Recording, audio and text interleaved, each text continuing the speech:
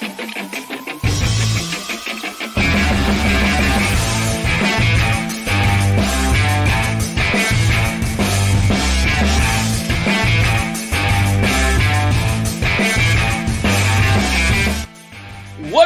is up, RotoGrinders? Welcome to Week 4 NFL DFS, the start of three and a half hours of nonstop NFL DFS conversation, taking you all the way up the lock. This, of course, is the People's Show. Myself, TastefulTides, Tim Buell, at least 10 time. We lost count at some point. 10-time winner of 100K of six figures, and of course, Bobby Gomes. I'll take that all in one lump sum.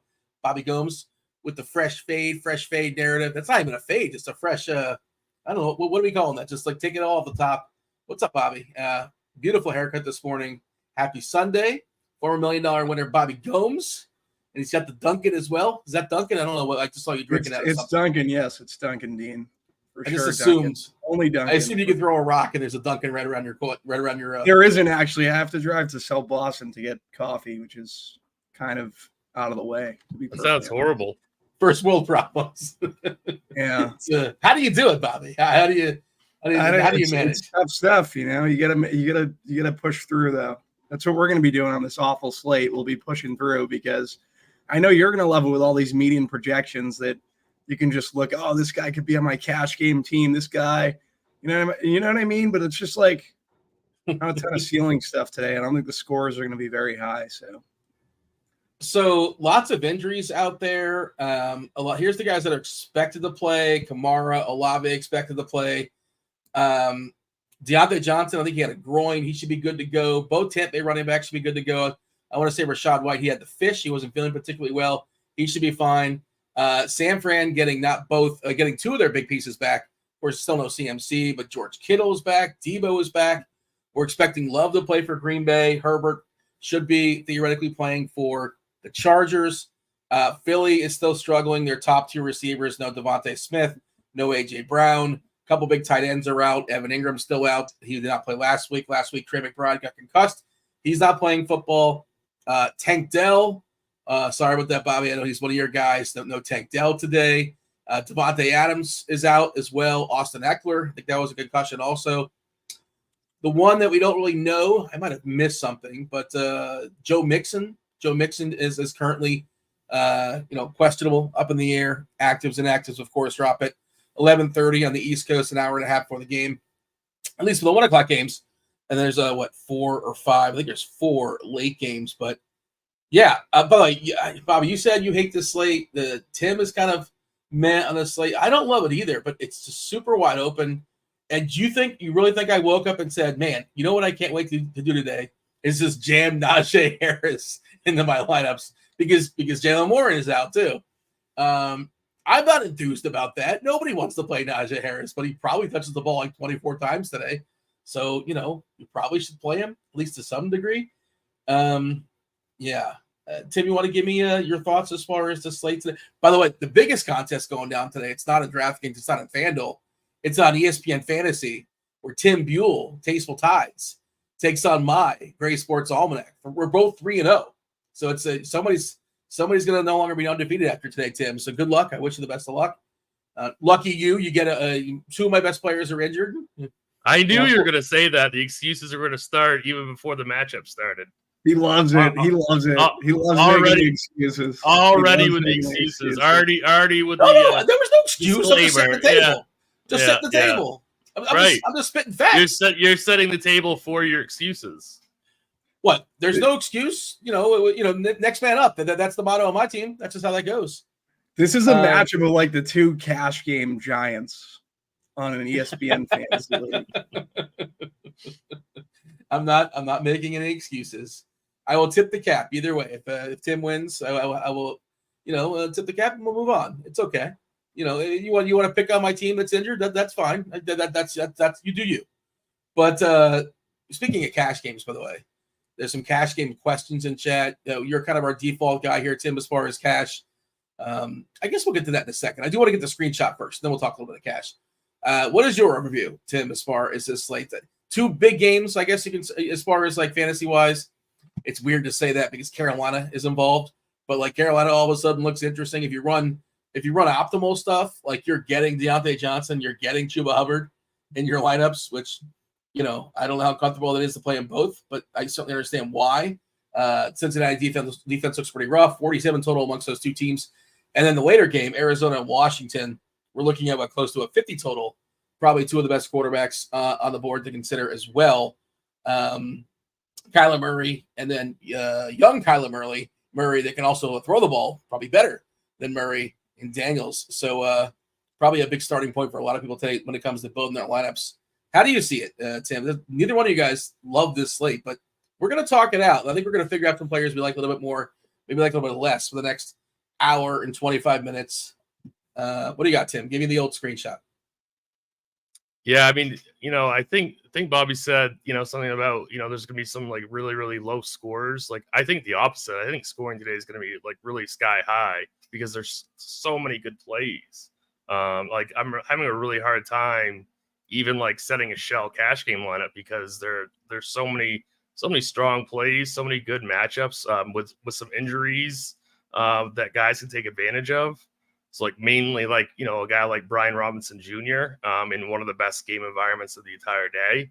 So with Austin Eckler being out, I mean, I think that game is going to be extremely popular, and how we play that game is going to be extremely important in cash games and in GPPs.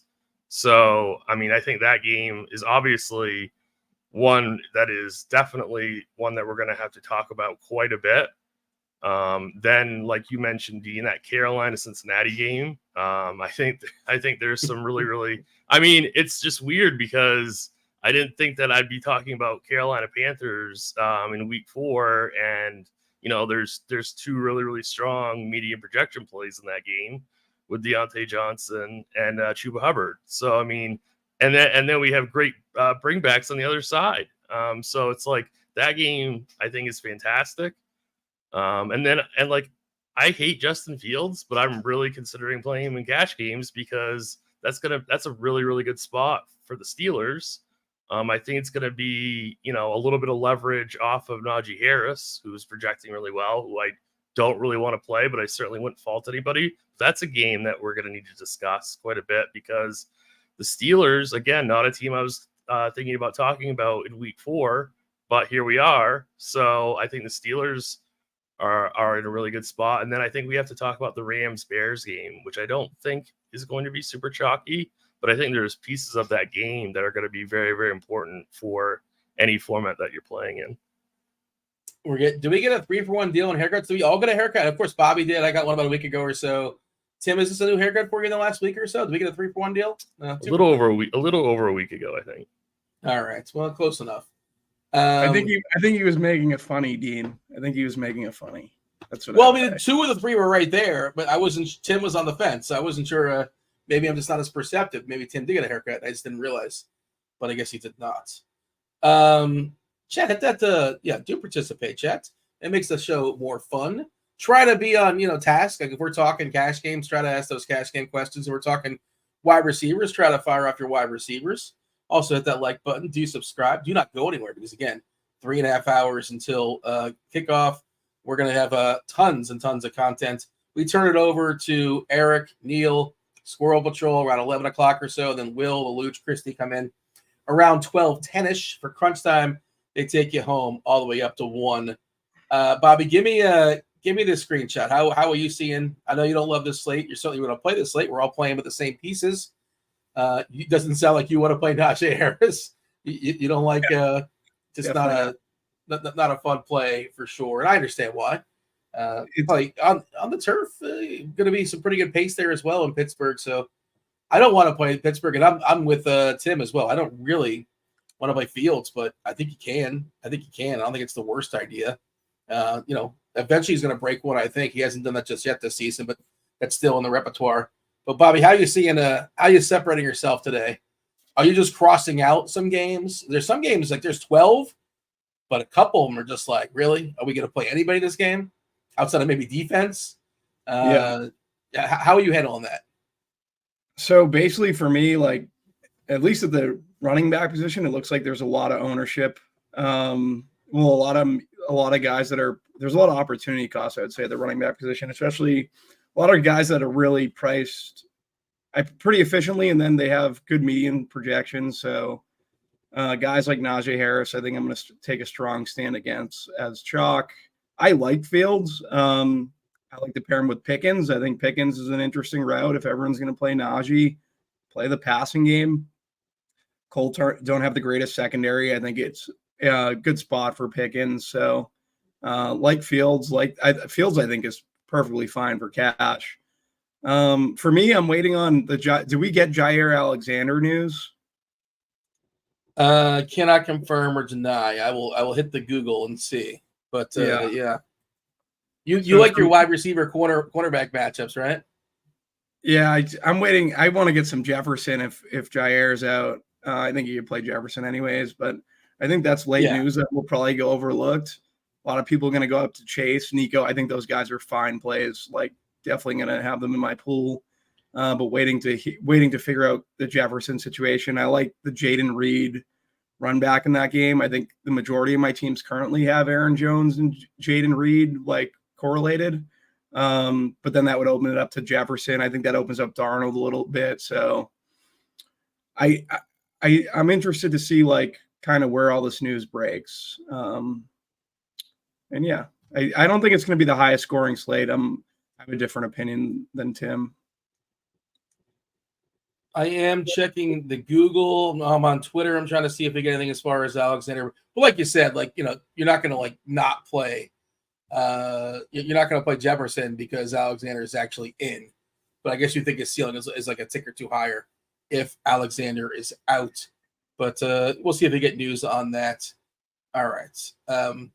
Let's talk cash games real quick here, Tim. I know the chat was asking about cash games. Fields, you can play a quarterback. It's a salary cap concern. Ideally for me, I would like to get either Kyler or Daniels, sure, a little bit more expensive. I think Burrow's in play. Stroud, although I'd like to try to have the quarterback that has legs in my cash games, but like he certainly can put up 303, but he is without one of his best receivers in Tank Dell.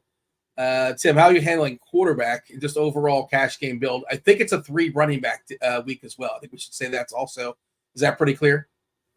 Yeah, I think it is a 3 running back week, definitely. I think there's 3 quarterbacks on DK that you're playing in cash games. It's Murray, it's Daniels, or you go down to Fields. It's pretty much that easy, depending on what you want to do with your builds. Obviously, that Arizona-Washington game is a fantastic game environment. Should have a really, really solid floor, which is what you want in cash games. So, but it really depends on what you want to do with the rest of your lineup. All 3 of these quarterbacks do have rushing upside. They are in really good game environments. So I think, if I have to choose one of the 3, I'm probably going to take Daniels, but I can't, I would just narrow it down to those 3 for your cash game quarterbacks. All right. Running backs, we've kind of teased the idea of Najee, but I think Najee is probably one of the first running backs you throw in there. If you have the salary, sure, you love Hall. You're good with Robinson as well. The other Robinson, you can double Robinson. The absence of Eckler, Brian Robinson looks pretty good as well. Where have you figured out is there still some meat in the bone there for San Fran with Mason? They did get a couple more of their pieces back, so maybe he gets a little bit less. There was Rebar was talking about this. It's kind of a good stat he was talking about. No, it's full of good stats from Rebar.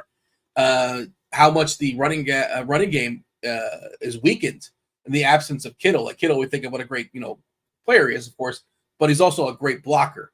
And his blocking, the lack of his blocking, certainly hit that running game there for San Fran. Kittle is back, but then maybe a little less usage, right? A little less reliance on Mason with we have Debo back, and he also will steal some carries too.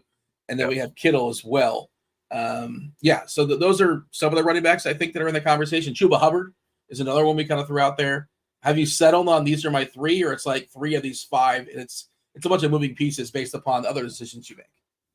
I'm really struggling what to do with Jordan Mason in both single entry and cash games right now. Currently, I'm thinking that I might fade him. Which is probably not what optimals are doing. But, I mean, I don't really like the game environment. I don't really like that Debo's back. Like you said, Debo is going to steal a few carries from Mason. Mason does not catch passes. This should not be a good script for him to even have an opportunity to catch passes. So I'm considering fading Mason in all formats. But that's probably like if you want to use like purely optimals, like probably Jordan Mason should be in your cash game lineup. I really like Chuba, and I also really like Brian Robinson as well. He should get a ton of usage in this really strong game environment at 6,100. So then really, I think so. I'm pretty much locking up Robinson and Hubbard as like my 1 and 2 running backs. And Robinson Jr. Robinson Jr. Yeah, sorry, Brian Robinson Jr. and Hubbard as my 1 and 2 running backs right now. And then I think Kyren is a really, really strong play. And I also think Breece Hall is a very strong play at 7,800 if you have the money. And then, I mean, with no A.J. Brown and no Devontae Smith, I mean, Saquon Barkley is going to do, or at least try to do everything. He's 8K, but I mean, I think he's well worth that price tag. So there's a couple guys like right above Jordan Mason, like Kyren, that I like more. And then if you want to go way up, you can go to Breece Hall or Saquon, just because I think Saquon's going to get a ton of touches in this matchup. Yeah, I said earlier in the week and one of the shows I was on, and it's not exactly the same. It's not exactly a 1v1, but Saquon's kind of sort of somewhat basically what we want CMC to do. A few less catches maybe, but he's basically CMC. And we would pay 10K for CMC, and he's 8K on DK. He's like almost 10K on FanDuel. FanDuel really, really reactive as far as his price, but do like Barkley. By the way, some potential rain in that game. Not freaking out about it, but it should be worth mentioning. Roth wrote about this in his weather report. Nothing was beyond yellow. I'll go ahead and drop this in chat for the people. But yeah, he said I think there's a decent chance, 60% chance they may end up under a Florida downpour at some point. Trying to nail these pop-ups is like trying to pick where the first bubble will form in a pot of boiling water. You know what's going to happen. You just can't say exactly where until it's too late. So, and of course, the closer we get the lock, the more information he has, the better chance he has of guessing as if and when. But not freaking out about it, but just of note, I suppose. By the way, a lot of potential revenge out there if you're a revenge enthusiast. Dalton's got the revenge game against Cincinnati. Amari Cooper revenge. There's a couple other ones. I know we were talking about it, but I didn't want to interrupt. A couple other vengeful spots. We'll see how that plays out. I want to get more as far as cash games, but Bobby, is there like a player or two that a bunch of names thrown out there? And you're more in the tournament streets, of course. Anything that you have any big thoughts? Anything that stands out that Tim is saying so far? Like, I'm definitely going to be in on that guy. Definitely going to be fading that guy. Any initial thoughts on some of those names thrown out by Tim? Yeah, me and Tim are on a lot of the same guys this week.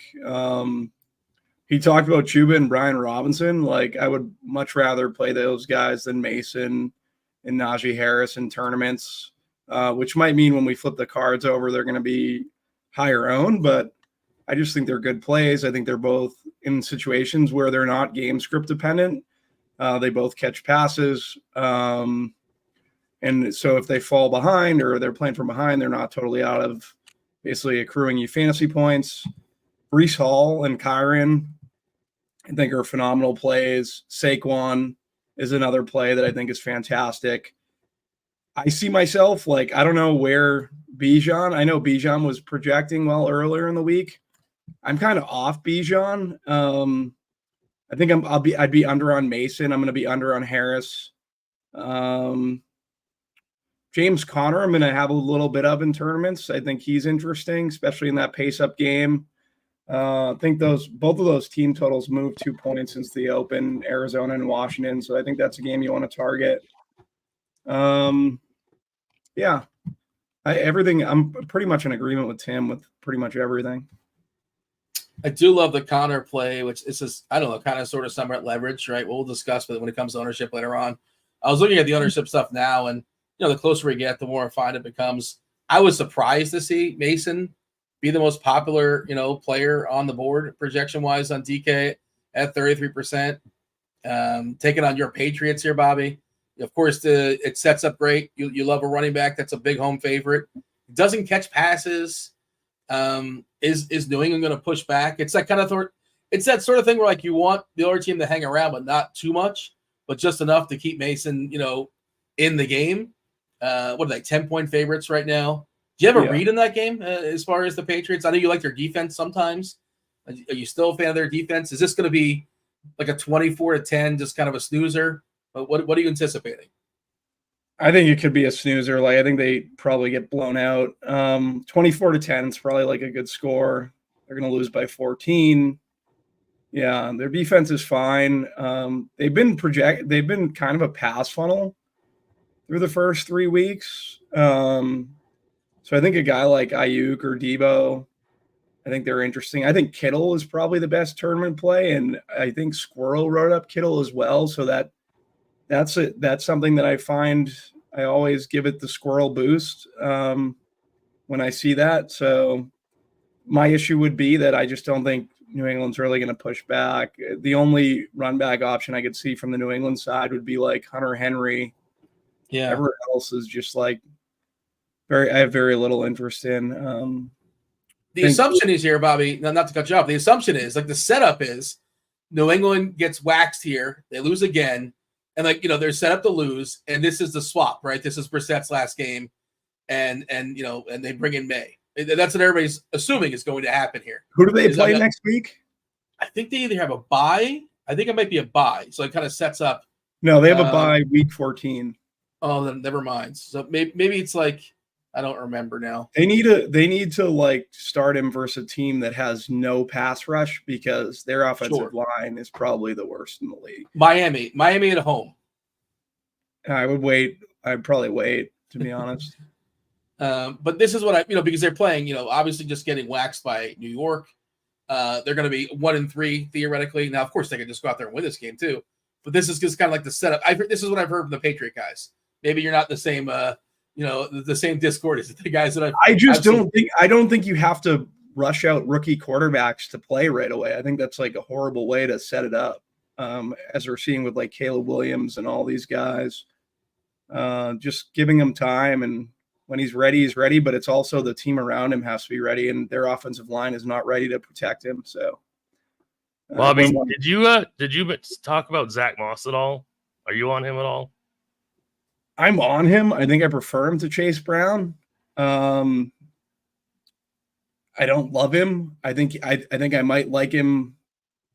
He's in my player pool. If he hits teams, he hits teams. But like all those other guys I named in his range, I think I have more interest in. Like I like the passing game there. Chase, Higgins, Iosova. Yoshi, however you say his name, I'm going to get killed in chat. Gesicki, Burrow. I think Burrow's a really good play today. So I'm not on too much Moss. Yep. Desperate Cincinnati team. They're 0-3 going into Carolina. You were talking about Tim as far as running backs, that good environment. You like both those, Robinson and Hubbard, just two of the more attractive games. Do you agree, Tim? Those are two of the most appealing games on the board. Is there another game we should add to the conversation besides the Carolina, Cincy, and the Arizona Washington game? I think the Rams and the Bears are a really good game to build into this week. But I already talked about Kyron. I really like Kyron today at 73. He is projected to be around 20%, but I think he's fine in terms of cash or GPP. I think that's really strong. Yeah. I think that's a really strong game to build into.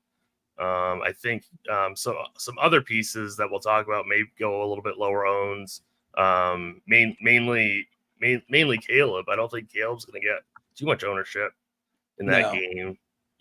He's projected for under 6%. So I really like the Bears, like a little bit of that Bears passing attack, run it back with Kyron. I think that's a pretty low owned stack that could potentially go off and win you a GPP. Yeah, it's interesting because the Rams, the injuries to Puka, the injury to Kupp, and it's like we don't want anything as far as Robinson and Atwell and Whittington and Parkinson. Like I suppose one of them can get there, but Kyron obviously you got to pay for it, but he's the clear and obvious like do everything guy if this game is close and they're only 3-point dogs here. With Allen coming back, does that sort of push down the ceiling a little bit of Moore, push down the ceiling a little bit of Adunze, a little bit of Komet? during best ball season, I always thought it was weird that there was like 3 guys from Chicago. They were going in as far as their pass catching off. Like there's like 3 guys going in the top 5 rounds, top 6 rounds.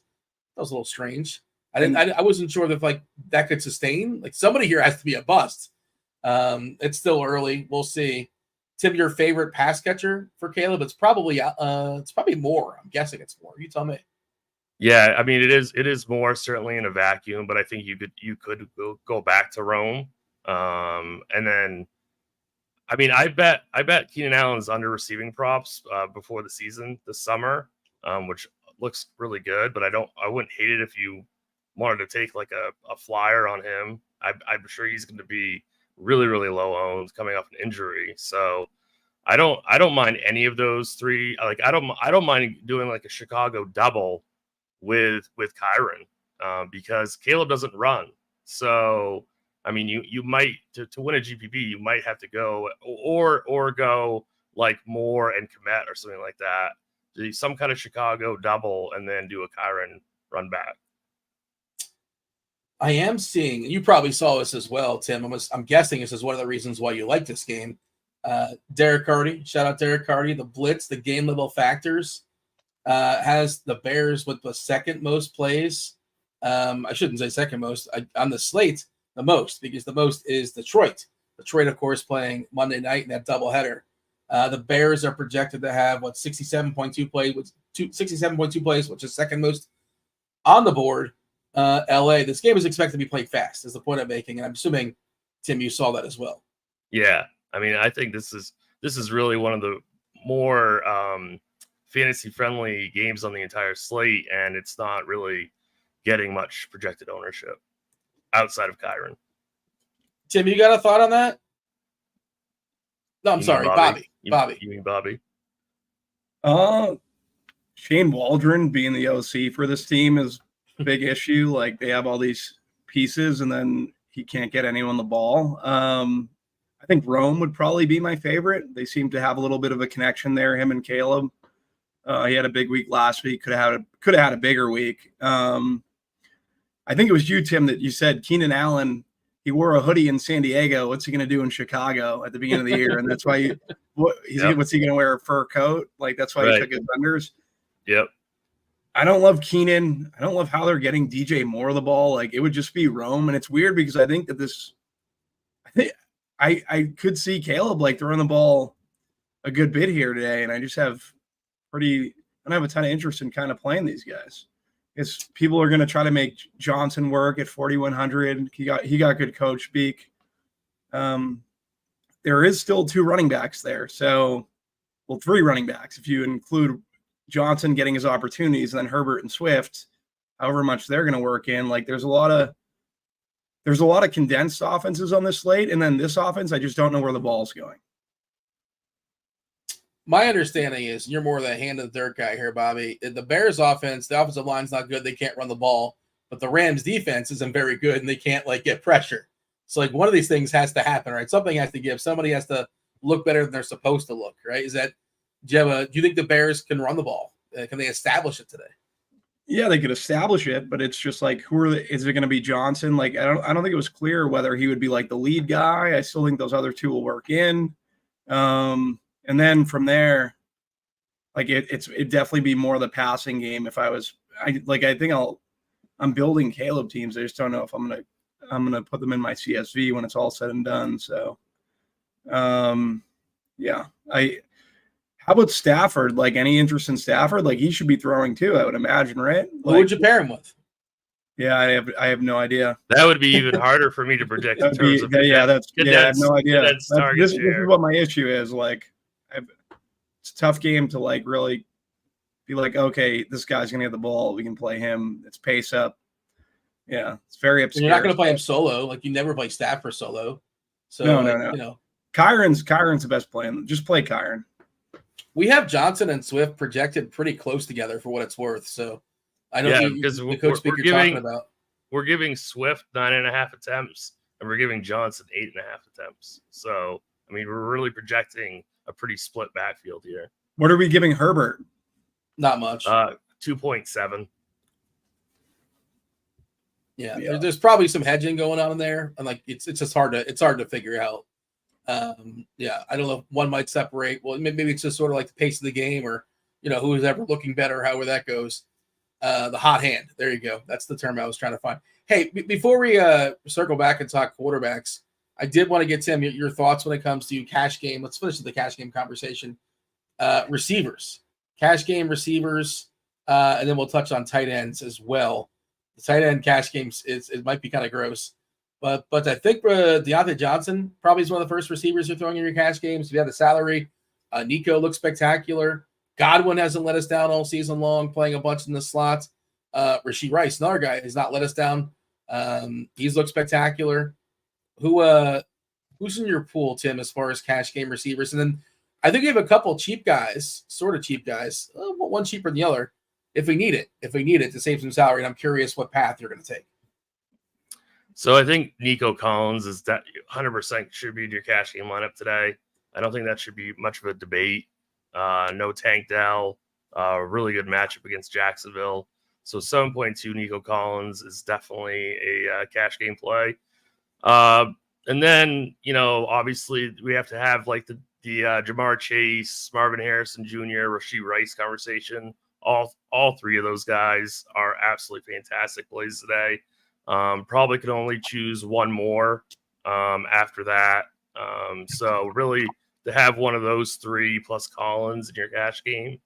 And then I think Deontay Johnson is an interesting cash game play. He's 5,600. Really, really, really amazing matchup against Cincinnati. And then I'm kind of interested to hear what your cheap takes were, Dean. But I mean, really, the only one I'm considering is Trey Tucker. Yeah, that was one of them. I don't know who the other one is. I'd like to hear that. I'm not really sure. Other than that, in terms of cash, if I have to guess, if it's Dean, it's Mingo. He's a big Mingo guy. I'm not a big Mingo guy. I was actually kind of close though. I thought you were going to say it, but like you started out with the right letter. It was not Mingo, but it was Mooney. Michael Wilson. He's interesting too. Oh, Mooney. Yeah. Mooney's a good play. Yeah, I think Mooney. He's just on the field for every play. I did sort in lineup HQ. I sorted like point per dollar. Obviously, that's not something we're shooting for. That's not a conversation I really want to have. But it is always interesting to see who pops point per dollar. That's the only conversation you want to have. Point per dollar. No. For this, we're having a cash game conversation, and we live in the world with salary cap. So I'm just trying to think of how to make stuff work. And the number one guy as far as point per dollar is Deontay Johnson. Not very surprising. Collins, despite the fact he's 7.2, it's trickier to move up the board when you're that expensive. But he's the second most popular, second best point per dollar play. Then is Trey Tucker. The absence of Adams, he's got some speed. I think he's 3.6. He's 3.6. Rashee Rice is next, and Diggs. Absence of Dell. Mingo is on the board at 3.3. So I'm not enthused, but you can Mingo if you want to. Do not play Mingo. Do not play Mingo. Yeah. I don't want to do that. I'd rather play Leggett if I'm going to play. If I'm doing that, give me Leggett before I get Mingo.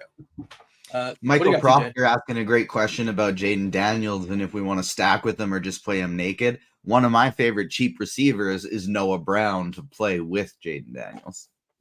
Yep. I don't mind that. I don't mind that at all.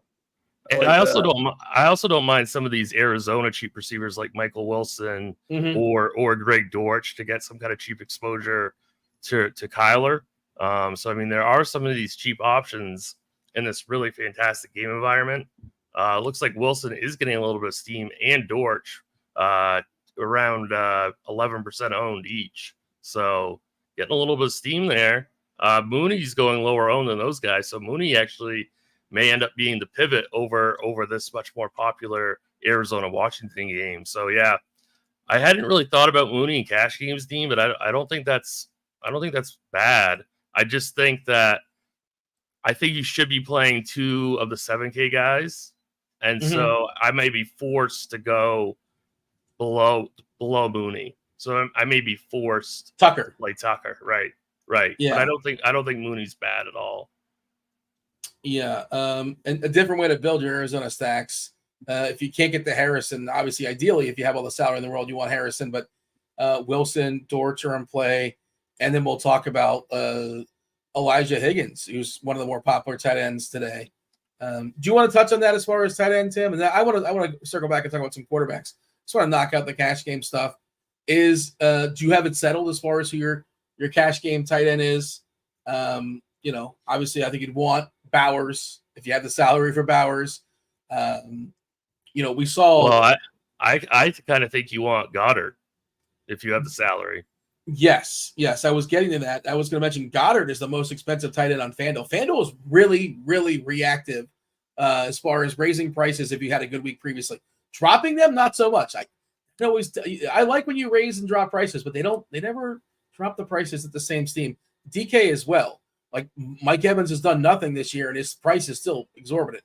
Not saying you can't play him, but he's not really dropping in price. Goddard had 18 targets last week or something goofy like that. The absent of their top two receivers. And one of us dopes last week said, "What is Dallas Goddard's upside?" Well, we saw it. Somebody made sure to tweet me that. I played Goddard on FanDuel as part of a Hurts double, and I missed cashing by half a point because Hurts was so bad. So it was a tough scene. Yeah, never hurts. Yeah. Oh, I wouldn't say that. It's never hurts, really, just never. He's just a better play on FanDuel though. I rarely play him on. I like Hurts. I just think, obviously from DFS in DFS, like he's great. I think the more I watch him during games, though, I'm like, this guy is. I think he's lost pretty much. But there's definitely some issues with that team.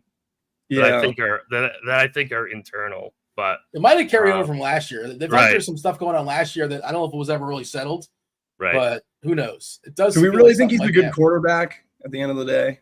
I think he's a good fantasy quarterback. That's what I can. He's a good fantasy quarterback. Yeah. Yeah, I think he's a very, very valuable, very, very valuable fantasy asset. Yeah. So Tim, tight ends. Yeah. So. If you have the money, I would prefer Goddard over Bowers and Kittle, believe it or not, as weird as that sounds, and Kelsey even. So I mean, Goddard would be my priority spend if I have the 5,100. I think most builds are going to take you down to Elijah Higgins. That's probably the optimal cash game tight end. Feels a little ahead of Strange. They're both the same price. Yeah, I think Higgins is fine, but I don't mind Brenton Strange at all at 3,100. I think that's completely fine cash game play as well. A lot of interesting pivots like Mike Gesicki in tournaments I think is great. I really like going back to Cole Kmet in GPPs, even with Keenan Allen back, just because I really like getting to some Caleb doubles. So I think tight end is. It's pretty interesting, but I think for cash, it's either you spend it for Goddard or you go down to Higgins or Strange. To get a refresh, so I was looking at the Blitz ownership, and I'm trying to say, Mason's less owned according to RG projections. Mason at 28%. He's still the most popular player on the board, right in front of Deontay Johnson and Rice and Bijan Robinson. But Mason was not getting the 33% according to the Blitz. And again, this stuff does change the closer we get to lock. Let's talk about quarterbacks in general, Bobby. You tend to, I know it depends on the week, I suppose, but typically, Bobby, you have a pretty tight pull when it comes to your quarterbacks. Is that the case this week? And if so, how many are we looking at? Do we know if it's like 4 or 5 or 6 or 7, or we're still kind of figuring it out? It's 6, but I'm going to open up to 7. Currently, Jaden Daniels is in there, Kyler Murray, Joe Burrow, CJ Stroud, Fields, and Dalton. I'm adding Trevor Lawrence. Blitz is on Lawrence. He's hitting the blitz optimal. I think Lawrence stacks are a differentiated way to play some of this Houston chalk. So, yeah, when everyone's pretty much off a team, and I'm not a fan of Doug Peterson. I haven't been a fan of Trevor Lawrence, but I don't know. I like Brian Thomas. I believe in the Brian Thomas talent. I believe in Christian Kirk. Strange? Strange is fine too. Like, I think Strange is definitely in play for a cash game as tight ends. I think a lot of people are probably just going to play Higgins, but he's had 6 targets in each of the last 2 games. I'm fine with Strange. Yeah, those are going to be my top 7, I would say. I do think Burrow has a big day today. I liked what we saw from Burrow when they were chasing and coming back. He looked good the other night. So, yeah, Burrow. Well, they lost and never punted. Like, they never, like, people were giving them crap, like, Burrow stinks again or whatever. They was their defense, right? Like that last game. Obviously he's had some hiccups, with injuries and such. But like the offense was humming. The offense was humming last game versus Washington. They just couldn't get a stop. And Carolina probably won't stop them. I don't know. It's a hungry team. It's a desperate team. And that's why the environment does look pretty appealing. Your favorite pairing with Burrow, what did you think of Higgins? Chase, of course, if you have the salary, but, all things considered, who's your first guy you want to plug in there with Burrow? It's Chase for sure. I do think Higgins and Yoshi are in play. I think Neil tagged Higgins. I like the Higgins play. I think that's very interesting. Just because he's in a certain price range where he's going to get lost in the wash at basically the wide receiver position. And like from a salary perspective, he's in like a spot where a lot of these chalk running backs are as well. So I think Higgins is an interesting way to play tournaments. Mike Gesicki at the tight end position, I think he's someone that you can look to as well versus Carolina. That's pretty much the majority of guys from Cincinnati that I want to play. I know Zach Moss is going to get love. Zach Moss should be fine. But I think he's just another one. This could end up biting me. But I think he's like another one of those like median guys like Najee Harris. You have Chase Brown working in. I know he is like using the passing game, but I wonder what the ceiling is. You know what I mean? Like there's a lot of opportunity costs at running backs. I think at running back, a lot of these running backs have pretty good ceilings, and I don't know if Moss has the same ceiling as a lot of the guys I want to have more exposure to. A good math play probably is like fine, but not somebody you desperately need to win today. Is that that's what I'm hearing? What you're saying? Yeah. Like I think he's fine too, but if like, what are the chances Moss puts up like 150 and 2? Tim, your single entry stuff, the 150 or whatever streets you're in as far as single entry, the power sweep. I know you like the single entry for entry max stuff. Have we figured out who our quarterback is? Are we still debating who are your favorite options? I mean, it's exactly who I said at the top. It's Daniels, Murray, or Fields. I'm not going to get too creative. If I do, it's going to be Caleb Williams doubles if I elect to do that. And I also think perhaps even like CJ Stroud, maybe a CJ Stroud double also. But it's really most likely going to be Murray, Daniels, or Fields. If you have Stroud, you'd go Nico, Diggs, something like that, or one or one of or two, both those guys. Yeah. Strange is the run back. You don't have to run it back, but if you do, it's probably Strange. I think it's probably Strange, but I don't know. I guess it could be Thomas or Kirk, right? Probably I don't even. I think it probably should be Thomas, but I mean, I don't think you have to run anything back necessarily. Yeah.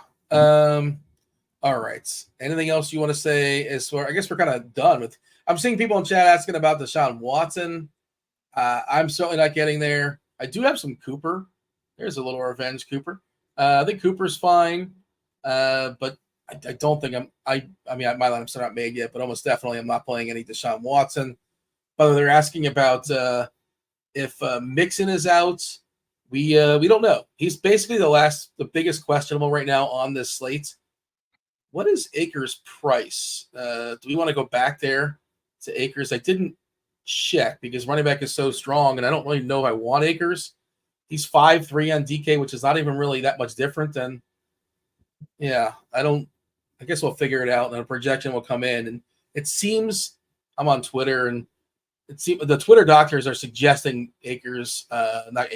Mixon probably doesn't play. I think he was at practice on Friday. I'm fairly certain of that. But stay tuned, I suppose. We don't know. It's just kind of a guessing game at this point. But yeah, anything else as far as quarterbacks? I think we are good. Before we talk about running backs, let's go ahead and mention Splash Sports. The revival, it is in full swing. Dive into another thrilling week of contests on Splash Sports, including the 10K RG Survivor Revival, along with a 5K Fantasy Tiers and 5K Against the Spread Pick'em. Now available, 34 states. Splash Sports dominates the peer-to-peer fantasy and betting scene. Head to, here's the website, splashsports.com/RotoGrinders. Challenge the RotoGrinders experts community. Got a promo code for you as well, Roto10, for a $10 credit after you've entered your first contest. And for more information on Splash Sports, here's Chop. What up, everybody? Chop here, talking about Splash Sports for Week 4 of the NFL, specifically their tiers contest for this Sunday coming up. We got a RotoGrinders $20 entry, 2.5K tiers contest. This is where you pick one player from a group of players in each tier, 7 different tiers. See if all the points add up to be the most. And if they do, you win. I'm going to give you a pick today. I'm going to Tier 3 and Jaden Daniels with a mix of wide receivers, running backs, and quarterbacks in this tier. I'm going to take Jaden Daniels as the safest floor. Till next week, I'm Chop. Good luck with All right, shout out to Chop and Splash Sports. Let's talk about some running backs. I saw somebody in chat mentioning Aaron Jones, another one of those revenge. He's doing the leap today, boys. He's getting in the end zone. He's got it. Like we got to get that visual of him leaping in Lambeau in the opposing jersey at Minnesota. I don't know why I'm leading with him, but Jones is one of my favorites. Running backs today on the board, Bobby. Open up running backs. Give me I know we've kind of touched on it throughout the show, but now we're strictly focusing on RBs. And in chats, join the conversation. What about this guy? What about that guy? If we miss somebody, please feel free to point them out. Actually, I got a 2v2 in chat for running backs, Tim. I'll ask you that in a second. I believe you're actually answering questions, aren't you? Look at you multitasking in the chat. But yeah, Bobby, give me your overall assessment before we fully dive in as far as running backs. Yeah, on the high end range, I think it would be between Breece Hall and Kyren because the $500 difference on DK. Kyron's probably going to be my favorite, then Breece. In the middle range, I like Chuba. I think we just go back to Chuba. Dalton seems to rely on him as a safety valve, so I'm fine with him at 5,700. James Conner at 6,500, I think, is interesting for tournaments. I think it's a differentiated way to play Arizona, especially in tournaments. Aaron Jones at 6,400. I love Aaron Jones. Love the correlation with Jaden Reed. Brian Robinson Jr. at 6,100. I prefer getting up to a guy like Robinson over Chalk Najee, Zach Moss. Just pay the extra 500 or whatever it is for Robinson. And then Saquon at 8K. I think Saquon kind of rounds out my pool. Vita Vea is playing, by the way, just so you know. I know you care about these things. So no Saquon. He is playing. You can still play Saquon. Well, that does kind of matter though. Yeah, it matters. I think it definitely matters. Yeah, that was the second he said it, I X'd it. That's all it takes. Okay. Yeah, I think it's a qualifier that you need it. Like, obviously, I want to play him with no Vita Vea and someone else is out there. Mixon is out. Mixon is out. Wow. And Pierce is out too, right? I'm pretty sure Pierce is out. The same setup as last time. Yeah. Now we're gonna have to answer Akers questions. I mean, my first thought is like I don't know, not that cheap. Yeah, it's not like you're getting him at 4K. He's 5,300 and he has no Achilles on either leg. Like, he's not still 4K on FanDuel? I assume that's changed. Let's see what he's on FanDuel. He's 6'1" over there. Yeah, I mean, I hope he does well for my best ball bags, but it's his ceiling. By the way, our best ball 10K team looking good this week. Just saying, we're looking there. Good. You go. Taking down. Everyone was saying, "Oh, that team's negative EV." They drafted all running backs. Yeah, I know. Is that the one with the Barstool guys? You're in with their Barstool guys. We have Kyren and Breece. We have Kyren, Breece, Brian Robinson, and Bucky Irving going this week. So, Bobby, and Deontay Johnson. Sorry, do you have any Roshan? We got a question in chat. He's 4.1K on DK. with the expectation that he gets more work. Are you getting to him in any MME setting? He's in my pool, but I didn't up his projection any, just because I think Swift and Herbert are still there, and right.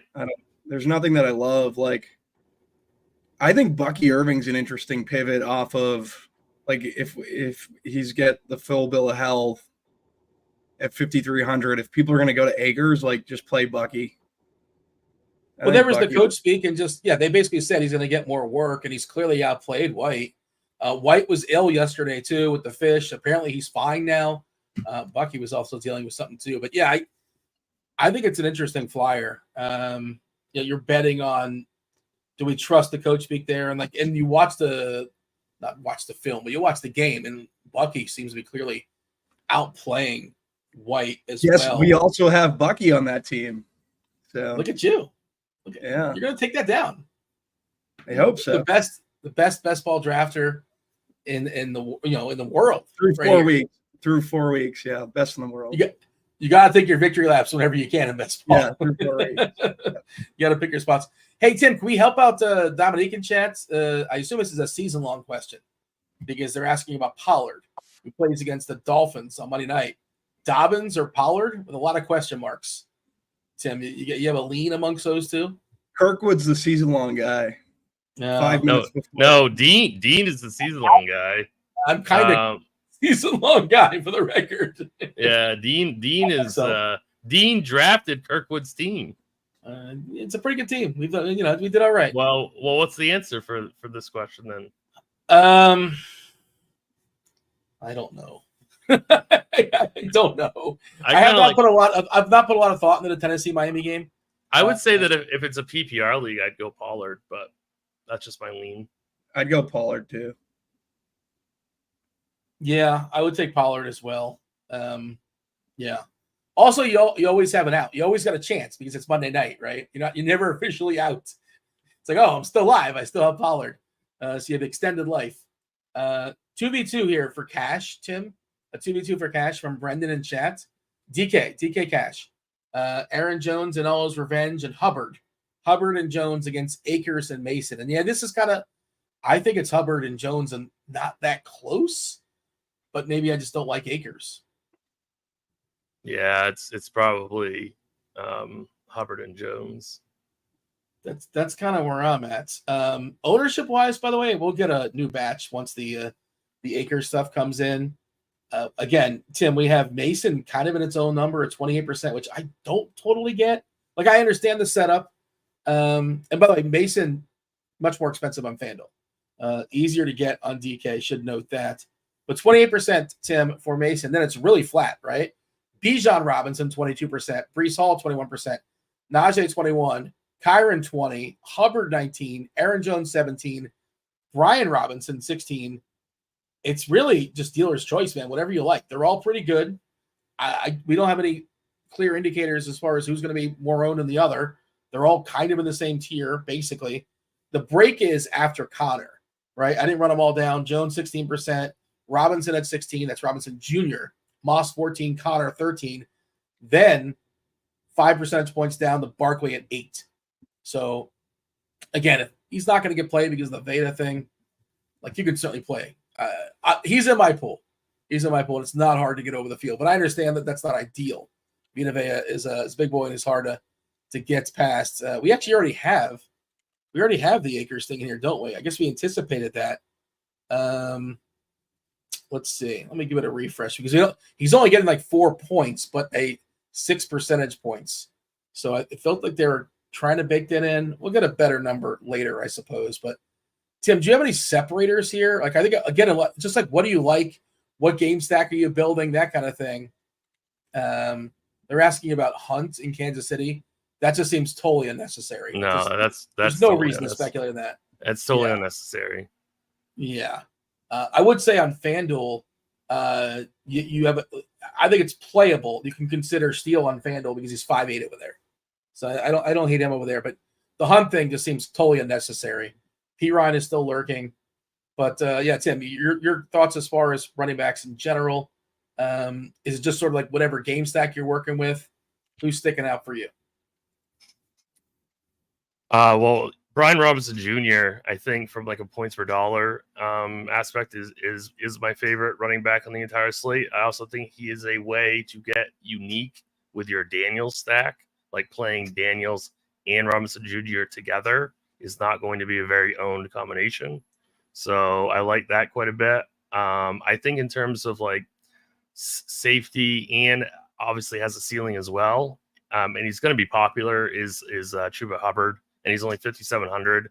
That's really going to be hard for me to get away from. Unbelievably bad defense by the Bengals. So, I mean, we should be getting to at least one Panther, whether you're playing in cash. And I think you should be getting to one Panther in single entry teams also.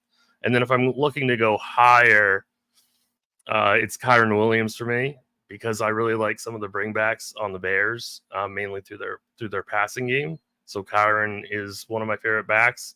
And if I want to go all the way up, I'm going to go to Breece Hall in a game that I think he should do really, really well in. I guess I'm kind of bearish on Bijan, but certainly if people want to play him, by all means, like he's obviously extremely talented running back. I'm pretty bearish on him today, though. I think he's a little bit expensive, and he's going to be really, really highly owned. And then Jordan Mason, I guess I'm just going to have to take a stand with and not play him despite his, good matchup and, good projection. I think he's just too highly owned. All right, Bobby. Donnie in chat saying, I don't think anybody's mentioned Kamara on this show. And I don't think anybody's anybody's mentioned him either. I'm pretty sure. I know I haven't. Not saying you can't play him in the dome there against Atlanta. Pretty sure they lost their center. So their line took a hit. Bobby, how do you feel about and I think they lost their right guard. Yeah, the right guard. Their two best offensive linemen are done or hurt for this game. I'm fading Kamara today. Olave might be limited. I don't know. I assume he's playing today with that hamstring, but it was like a late practice injury. The Beats seemed a little bit concerned, but as far as I know, he's on track to play. He's not going to be very well owned. We're seeing 8%. He's been spectacular so far this season, but there's a lot of good choices. And again, I wouldn't besmirch it, but I'm also not prioritizing it. I'm seeing it 7-8% on FanDuel. So I was looking at right now. And as far as DK, it's probably about the same, 7% on DK. Can he get there? Sure, but Bobby, doesn't sound like you're terribly enthused. This is a good tournament question. I don't know if it's too deep because, again, running back, there's a lot of good stuff, and a lot of it's not going to be terribly owned because that's just how math works if there's too many good plays. But Cedric's asking here, Bobby, help out Cedric. Irving or McLaughlin? Are those too ambitious? It sounds like you prefer Bucky. At least you're talking about him earlier. Yeah, Bucky. It would be Bucky. Is Jerome Ford in your pool for Cleveland? He's in my pool, but I didn't bump his projection any. Yeah, I like him a little bit too. Are you getting to any Ramondre, Bobby? No Ramondre. Yeah, I don't really like Ramondre today. Don Yuzi's telling us that Kamara, he's got a hip and he has ribs. He's got both. Expected to play, as is Olave with that hammy. Yeah, that's from Underhill, who's one of the beats there for New Orleans. Just one too many body parts for me. Hey, here's a tough question, an impossible question, so I'll give it to Tim. Bodyguard wants to know Rashee Rice or Marvin Harrison in cash. I think it's Rice. But it's Rice. I think it's Harrison. Ooh, really? Yep. Uh-huh. I like them both, but yeah. Bobby said Rice for what it's worth. He's in those cash streets. Tad, sorry, dogs barked as soon as I hopped on. I think to add to that conversation, would you go Rice, Harrison, or Kyren Williams in cash, assuming it's a flex spot? You're supposed to play 3 running backs. It's like the first thing I would default to. Tim, what do you got? Yeah, I mean, it's tough, but I think you'd go Kyren there. Is that I want to see what that build is with 4 receivers for cash because I haven't seen that. Have you seen that, Tim? Have you seen a 4 receiver build today? I've not. No, but I have not been able to run many optimals on the show yet. Connor in cash, I like Connor a good bit. If you sort of land on him, I think it's okay. I'm not seeking it out. 6,500 stuff though in cash, right? When you have all those, I wouldn't play. I wouldn't play Connor. I wouldn't play Connor. Yeah. I wouldn't. My guess is like they have their lineup and then they have 65 left. They're not starting with Connor. I'm guessing, but I could be wrong. I think you go to Jones. You think Jones is a better cash game play than Connor? Well, if he's 6,400, I'd just prefer Jones over Connor. Yeah. Tim? It's close. I would prefer Jones over Connor. And then I know that I've been kind of bearish on him, or I'd find the 200 for Jordan Mason over Connor, like in cash games. Yeah, in cash games, Mason is. I didn't realize Mason was right there too. The Prince wants to know: can we play Chase and Moss together? Is that something you're doing today, Bobby? Are you okay playing both those guys? And maybe would you add Burrow as well? I'm okay playing both of them together. Yeah. All right. That's a receiver question. We'll get to those receivers there in a second. But try to see what else we have as far as your biggest stand at running back, Bobby, is what? What's your biggest stand at running back? I think it's Kyron currently. Over.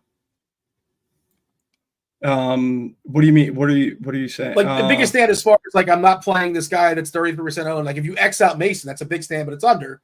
Your biggest stand is Kyron over the field. Kyron over the field, yeah. Okay. Do you have your biggest fade? Is it Mason or is it somebody else? It's Mason, yeah. Tim, same question. My biggest fade looks like it's going to be Jordan Mason. Yeah. This is that game of chicken. Like, what if everybody's like, well, we're just going to fade Mason, and all of a sudden, that's what I'm saying. I think when it flips over, Mason's ownership is going to be a lot lower than, and Najee Harris too, for that matter, than what every. I think Mason's going to be less than. Yeah. Mason will be less than Harris, but yeah. Did we get a new batch of ownership? I'm refreshing now. Let's see. This is as of no, not just yet. We'll be getting something soon, I presume. I want to see it that will reflect acres. Do we have a projection on acres? Let's see what our projection is. No new projection. It should be coming in soon. We'll keep an eye on that. Trying to see if there's anything else that we should note. It's really loaded at running back is the point. You kind of don't want to screw this up. You never want to screw it up, obviously. But any other running back specific questions hanging out there in chat? Anybody we missed? Najee versus Moss. Riley wants to know, Tim. Najee versus. And by the way, you're asking questions. Please, more details. The more details, the better. If you're playing on FanDuel, let us know. If you're playing on DK, let us know. If it's cash, if it's tournaments, if it's a large field, if it's a single entry, all that kind of stuff does help get you a better answer. I see, Tim, you already answered in chat. You said Moss over Najee. It's close. It's It's definitely it's close, but I think it's Moss. All right. Let's go ahead and talk about receivers. Before we do that, I do want to shout out the RG Listener League. We shouted out JMO Dab 2232 earlier in the week, taking it down on the Pick 6 show. We'll do it once again. Took down the Week 3 Listener League. When you do that, when you take down the Week 3 or any week of this week's Listener League, you don't get 1 week, 2, 3. You get 4 weeks. 4 weeks free of RotoGrinders Premium, which is a month. You get a month free of RotoGrinders Premium. Do not forget, it's in the Discord channel. I think there should be some spots remaining. Spots are limited to 200, I believe. So make sure you jump in there, jump in the description there, the YouTube, play along some of your favorite RG personalities. And again, if you take that down, you get yourself a month free of RotoGrinders Premium, and you get shouted out on the next show, which can't put a price on that. Certainly, that's got to be invaluable. You know, you can use that as your outgoing voicemail. Do people still do that? I don't know, but there you go. Give me a heads up, and we'll make it spicy. But all right. Also want to mention before we talk about some receivers, combo light. If you guys are not aware, we kind of have a happy median as far as our premium product. If you don't want to spend all the money for our premium product, you do not want to break the bank, check out Combo Light. Powerful product. You get access to all the tools you need to dominate your league. Sim tools, stat databases, expert advice, all in one place. best part, it's designed not just for serious competitors, for casual players. Whether you're playing for fun or chasing that big cash prize, Combo Light has you covered. Once again, check out the links in the description if you want a discount on RG Premium NFL specific in the description. If you want it for the combo, all the goods, 6 months, you commit to 6 months, you get $250 off the top as opposed to going month by month by month. That's football, baseball, basketball, hockey, golf, MMA, everything you can think of under the sun. Hockey right around the corner, 10 days away, NBA 25 days away, NBA. Monster trade in the association. It's officially NBA season. Cat was moved for Randall. I still don't know how I feel about that. Still don't know. I think that was better for Minnesota. Not sure, but certainly get me excited. I'm surprised the Knicks gave up DiVincenzo. Was that? I assume it was a money thing, but I don't know. I didn't really fully. I thought it was like just kind of make stuff work, but I don't know. I did not dig into the reasonings why. But I was trying to figure. You have like an instant thought, like, oh, so and so won the trade, and that's that. I didn't really have one. I still don't have like the clarity in who won that trade, but it'll be interesting. We'll see how that goes. I see the chat's asking for Akers ownership. I don't think it's going to be that high just because running back is so plentiful. But again, we don't have a new batch just yet. When we do, I'll let you know when I see it. Producer TJ, let me know if you happen to see it as well, if it happens to pop up. Bobby, open up receivers for me. Tell me your thoughts as far as receivers, some of your favorites, some of your favorite game environments. Who are we focusing on? Yeah, I really like the Cincinnati and Panthers game. Deontay Johnson, Chase, Higgins, Yoshi. I think those guys are all very much in play on the slate, as well as the quarterbacks and Dalton and Burrow. And then also the Arizona-Washington game. I think Noah Brown, TJ talked about him, like as a cheapie is an interesting pivot. I think he's someone people will overlook. Tim talked about Marvin Harrison Jr., McLaurin. I think those guys are all interesting. Jaden Reed is probably going to be the guy that I'm correlating with Aaron Jones. I just think Matt LaFleur, like to beat the blitz, that Love is likely going to see a ton, is just going to utilize Jaden Reed as much as possible. I know he doesn't play in 12 personnel, but I just think Jaden Reed's a really good play on the slate. And he's 6K too. He's in that like chalk salary range where you're getting a ton of wide receivers and running backs. And yeah, very bullish on Reed. George Pickens is another one, like correlating Pickens with Fields. I think it's leverage off chalk Najee. Pickens is 5'7". I think he's a very strong play. Deontay Johnson at 5'6". I had said like he's going to be chalky. I would play him with a run back on the other side. But I like I think that's very good chalk. Outside of that, who's standing out? Like Chase, I think is a phenomenal play. If we get Jair out, I'm going to boost Jefferson a good bit. Not expected to play, Bobby. According to Tom Pellisario, Jair is likely out. Yeah, so Jefferson immediately going to get a very strong boost for me. Godwin, I like a good bit. I think he's a very good play. I think Godwin's cash viable on the slate.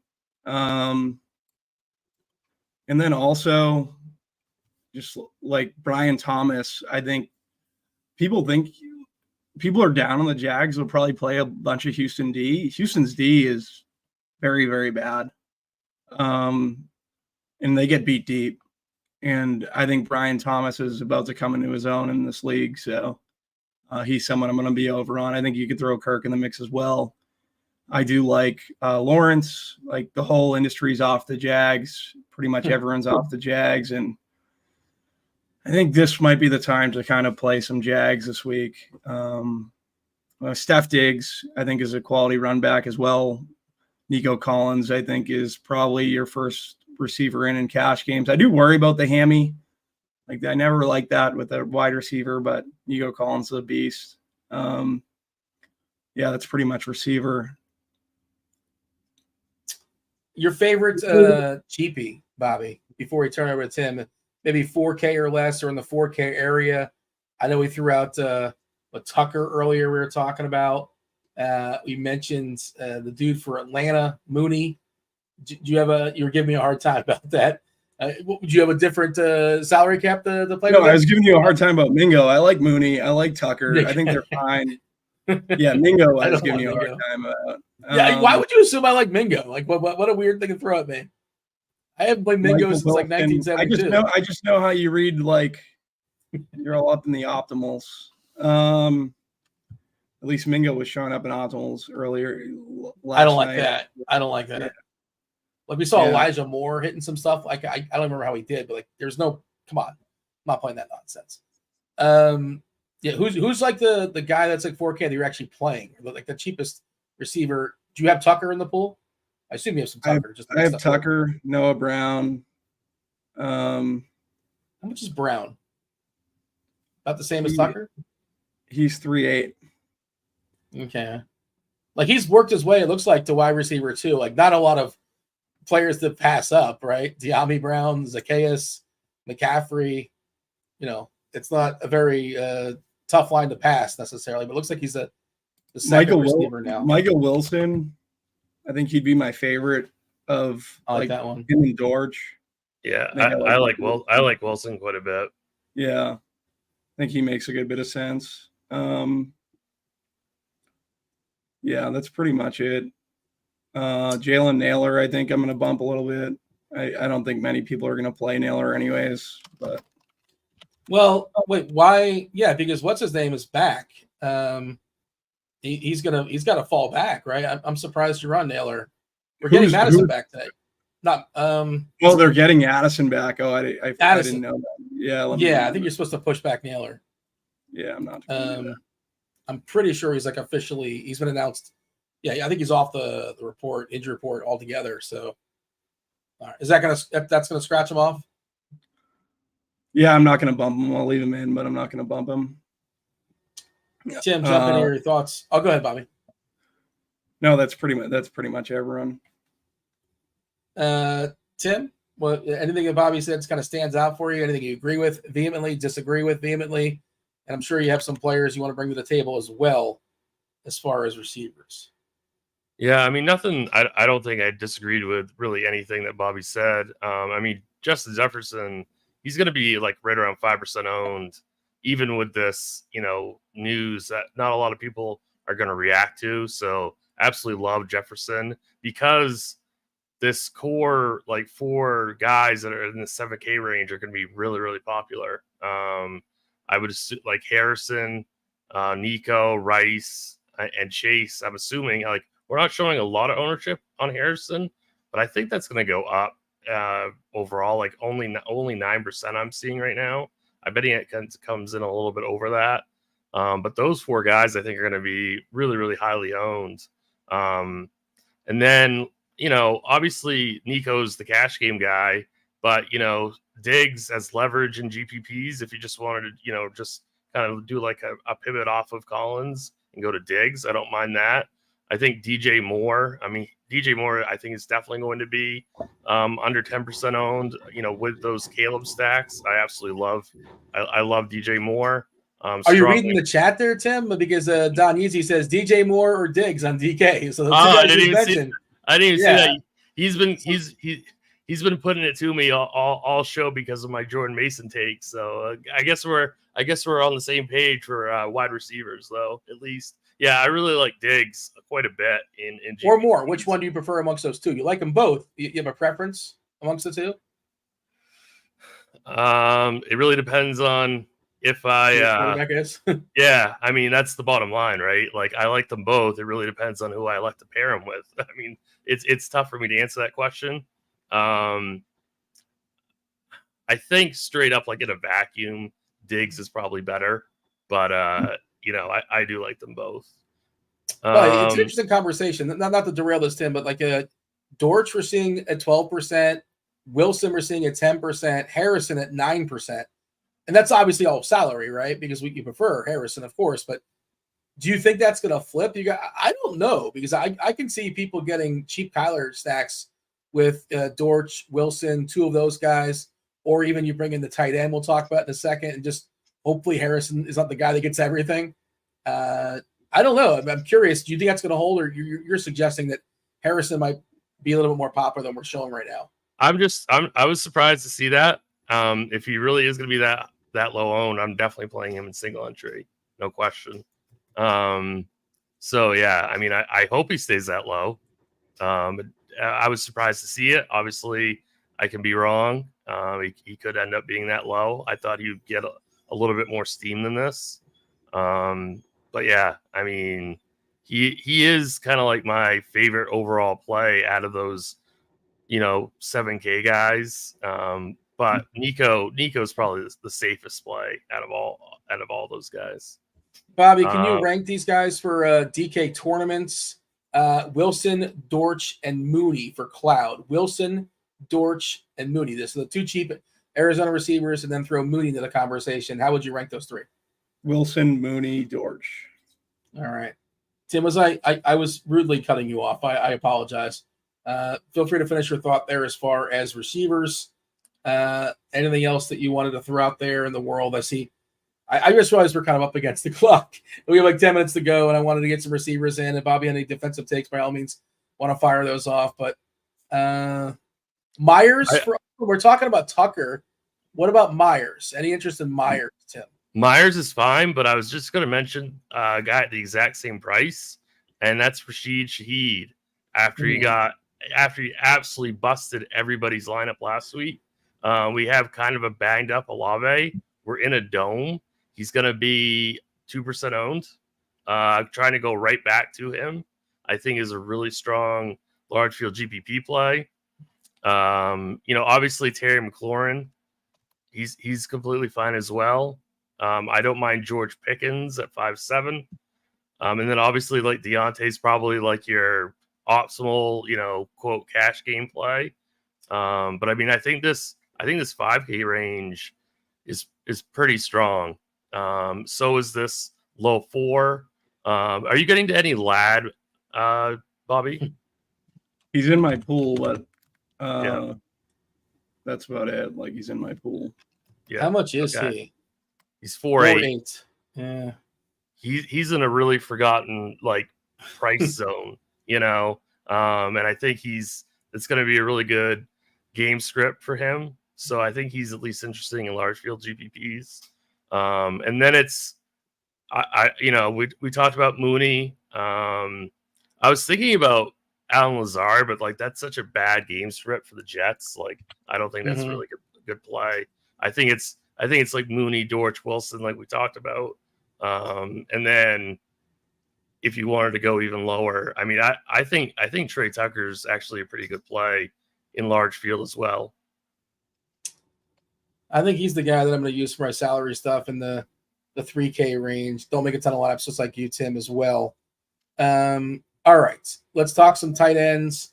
They're talking about Higgins here in chat. Yeah, Higgins, by the way, is a receiver on FanDuel, which is kind of weird. But taking the place presumably and isn't he pretty expensive too, or no? 4.9. He's pretty cheap. He's pretty cheap. Okay, on FanDuel. All right, that's not bad then.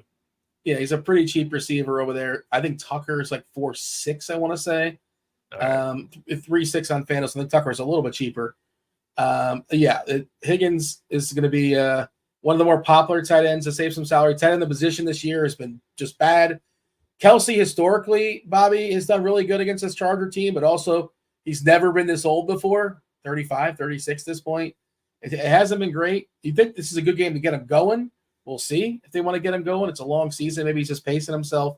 It's not been good. Goddard, of course, went nuts last week. And again, Philly without their top 2 receivers. FanDuel really reactive, 7.5 on FanDuel, the most expensive tight on the board. 5.1 on DK, much easier to get, but of course more salary. The absence of Adams should boost up Bowers for the Raiders, who looks phenomenal. He looks awesome so far. Early results, they got to be thrilled with that draft pick. What are we doing, Bobby, as far as tight ends? And there's cheapies like Strange, like Higgins, like Gesicki, Tommy Tremble. If you're doing Carolina stuff, I don't think it's the worst idea in the world. Now, he can get a 0, but he also can fall in the end zone.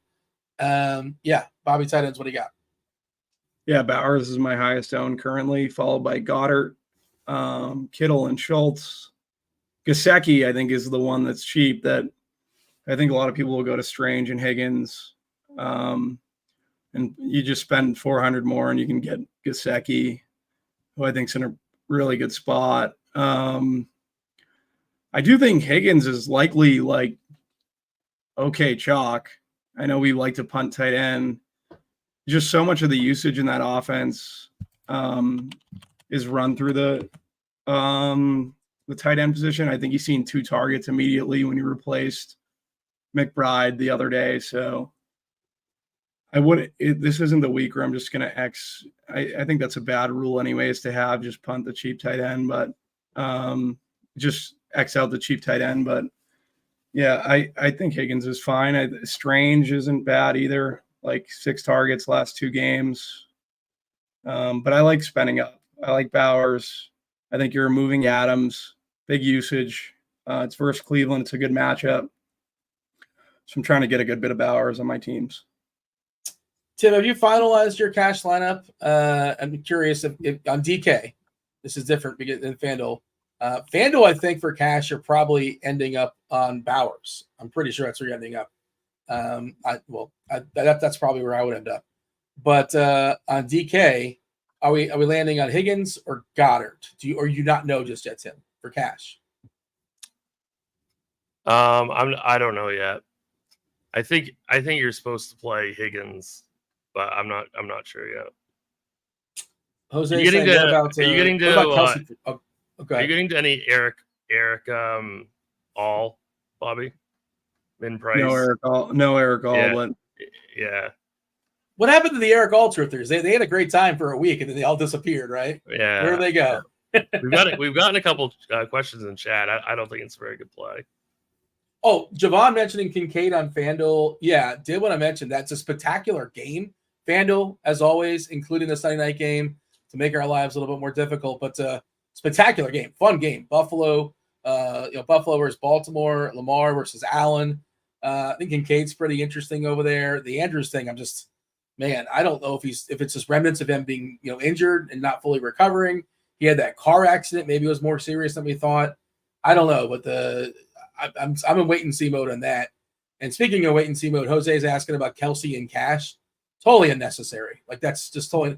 If you want to play him in tournaments, by all means, fire. But that does not seem like a route I would choose for cash games.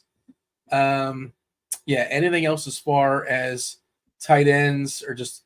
I guess we have the next crew coming in about 5 minutes or so. What do you got, TJ? Can you guys address cash specifically for tight end on FanDuel? Because Higgins is not a tight end there, so he's not an option.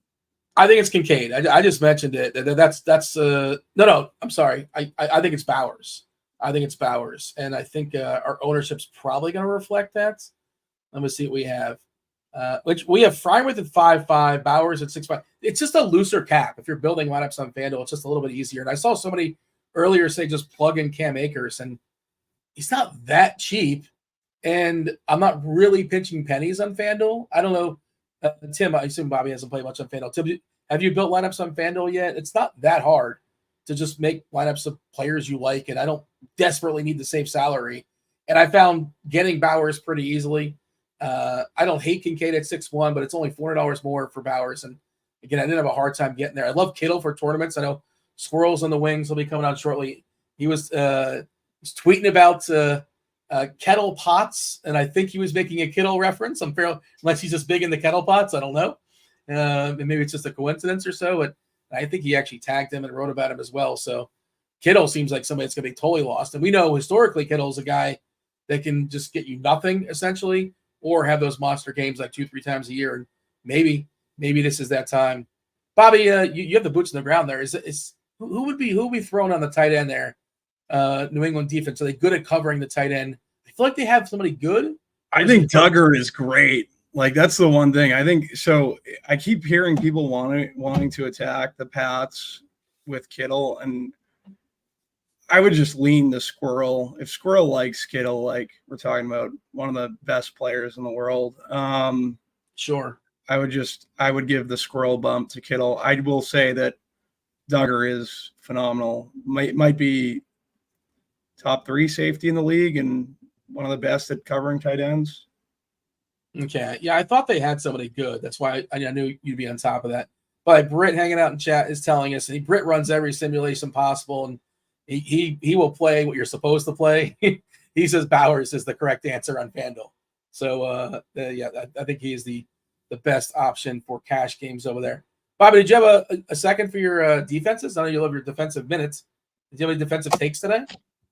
D's kind of tough today. I was looking at the Rams just because I'm playing a bunch of Kyron. And we know Caleb's going to be throwing a bunch. Their offensive line's a little bit banged up. I think the Raiders are in play. You are taking Crosby out. I don't think Crosby's playing for them currently. Yeah. What else do I have? I like the Falcons a little bit. Like there are a lot of offensive line issues for the Saints currently. They're cheap. Yeah, the Panthers at 2,400. I don't know how much I'm going to play them because I feel like I'm playing a lot of Cincinnati. That's pretty much it. Nothing. TJ's telling us Pittsburgh, Minnesota. Yeah, Minnesota, their defense has been buzzing this year. Coordinators on top of things. I like Pittsburgh. They're just pricey. I got some Carolina and FanDuel just because I just fully punted. They're 3K over there. And 3K really helps you out. It's a really big salary saver. FanDuel, I believe, was the Falcons are 3-3. So, like you said, I prefer the Falcons at 3-3, but I think I needed the $300 or something like that. Tim, you got anything as far as defenses? Yeah, actually, I have the Falcons in my shell lineup right now.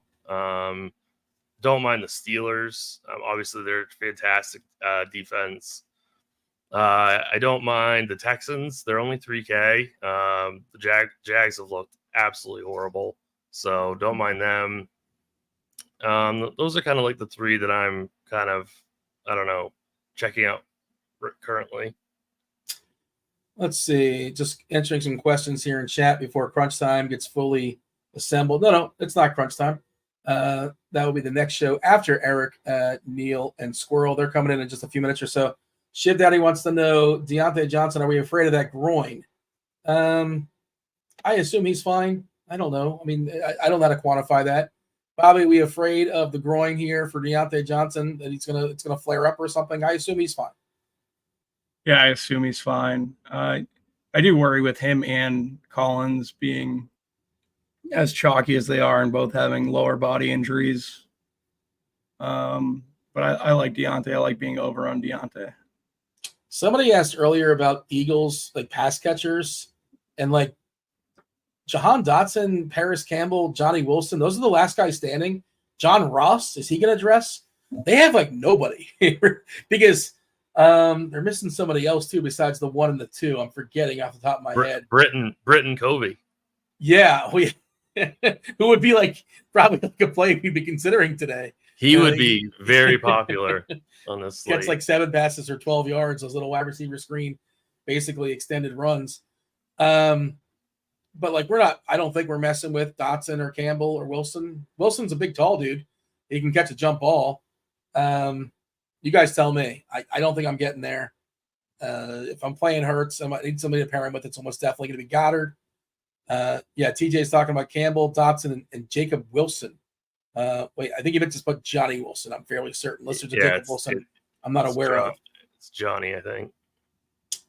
Pittsburgh defense or San Francisco defense, Bobby? Pittsburgh or San Fran? I think I would go San Fran. I like Pitt though too. How long can Brissett get away with like quarterback managing until this game gets out of hand? They force him to all of a sudden start to chuck it, and then it might get the one thing about Brissett though is he doesn't throw interceptions, so maybe I'll go Pittsburgh. Richardson is obviously super talented, but he's pretty raw and he doesn't know where the ball's going sometimes. I think in the dome, it's interesting. Okay, let's get a hard final take here. Let's end strong here, Tim. Your favorite stack. Somebody that's going to win it all. Be as ambitious as you want to be as the GPP Final Takes crew fully assembles. Comes in here in just a second or so. We do want to go on a high note. Tim, tell me the player, the stack, the game stack, the team stack that's going to win all the money today. So I'll go with Caleb Williams double with DJ Moore and Cole Kmet with a Kyron run back. That is spicy. That is definitely off the board, especially if you're playing. Are you considering playing that in single entry stuff? Because that's going to be like 1% stuff. Like nobody's playing those guys in single entry. It's bold. I am. It's I don't know. I might play in single entry. I am going to throw a couple teams in the $20, so I'm definitely going to play that in the $20. Yeah, well, people are playing Kyron. I'm talking about like the Chicago, like Caleb. Yeah, it's the Chicago. The Chicago that. double. The Chicago double is going to be really low owned. Correct. Bobby, see it, raise it. What do you got? I like Fields and Pickens just as a single stack. If I like a game correlation that I like, I don't think anyone's playing Darnold. Now Jefferson's opened up. I like Darnold, Jefferson, Jaden Reed, or Darnold, Aaron Jones, Jaden Reed, or Darnold, Jefferson, Aaron Jones, and Jaden Reed. Yeah. I do like Aaron Jones is he's doing the leap today, at least once, maybe twice. By the way, you mentioned Pittsburgh, and I couldn't get an answer. I couldn't land on anything here. Do you have a favorite Colt? Either one of you guys? I was trying to think of like a Colt that I like. Alec Pierce. Yeah. Is that because I'm forcing you to ask, or is he actually in your pool? Like I'm no, he's in my pool. I'm actually bumping him. Okay. He's basically the same price as Pittman. Like Pittman's just been disappointing, obviously, massively disappointing. Yeah, Pierce is your favorite Colt. What about yourself, Tim? You have a Colt you like today? I don't have a Colt that I like, but if I do agree with Bobby because Pierce is so high variance that he could break a long TD in theory. All right. My apologies for keeping the GPP Final Takes crew waiting. But without further ado, we got Neil, we have Erik, we have Squirrel. Let's do it.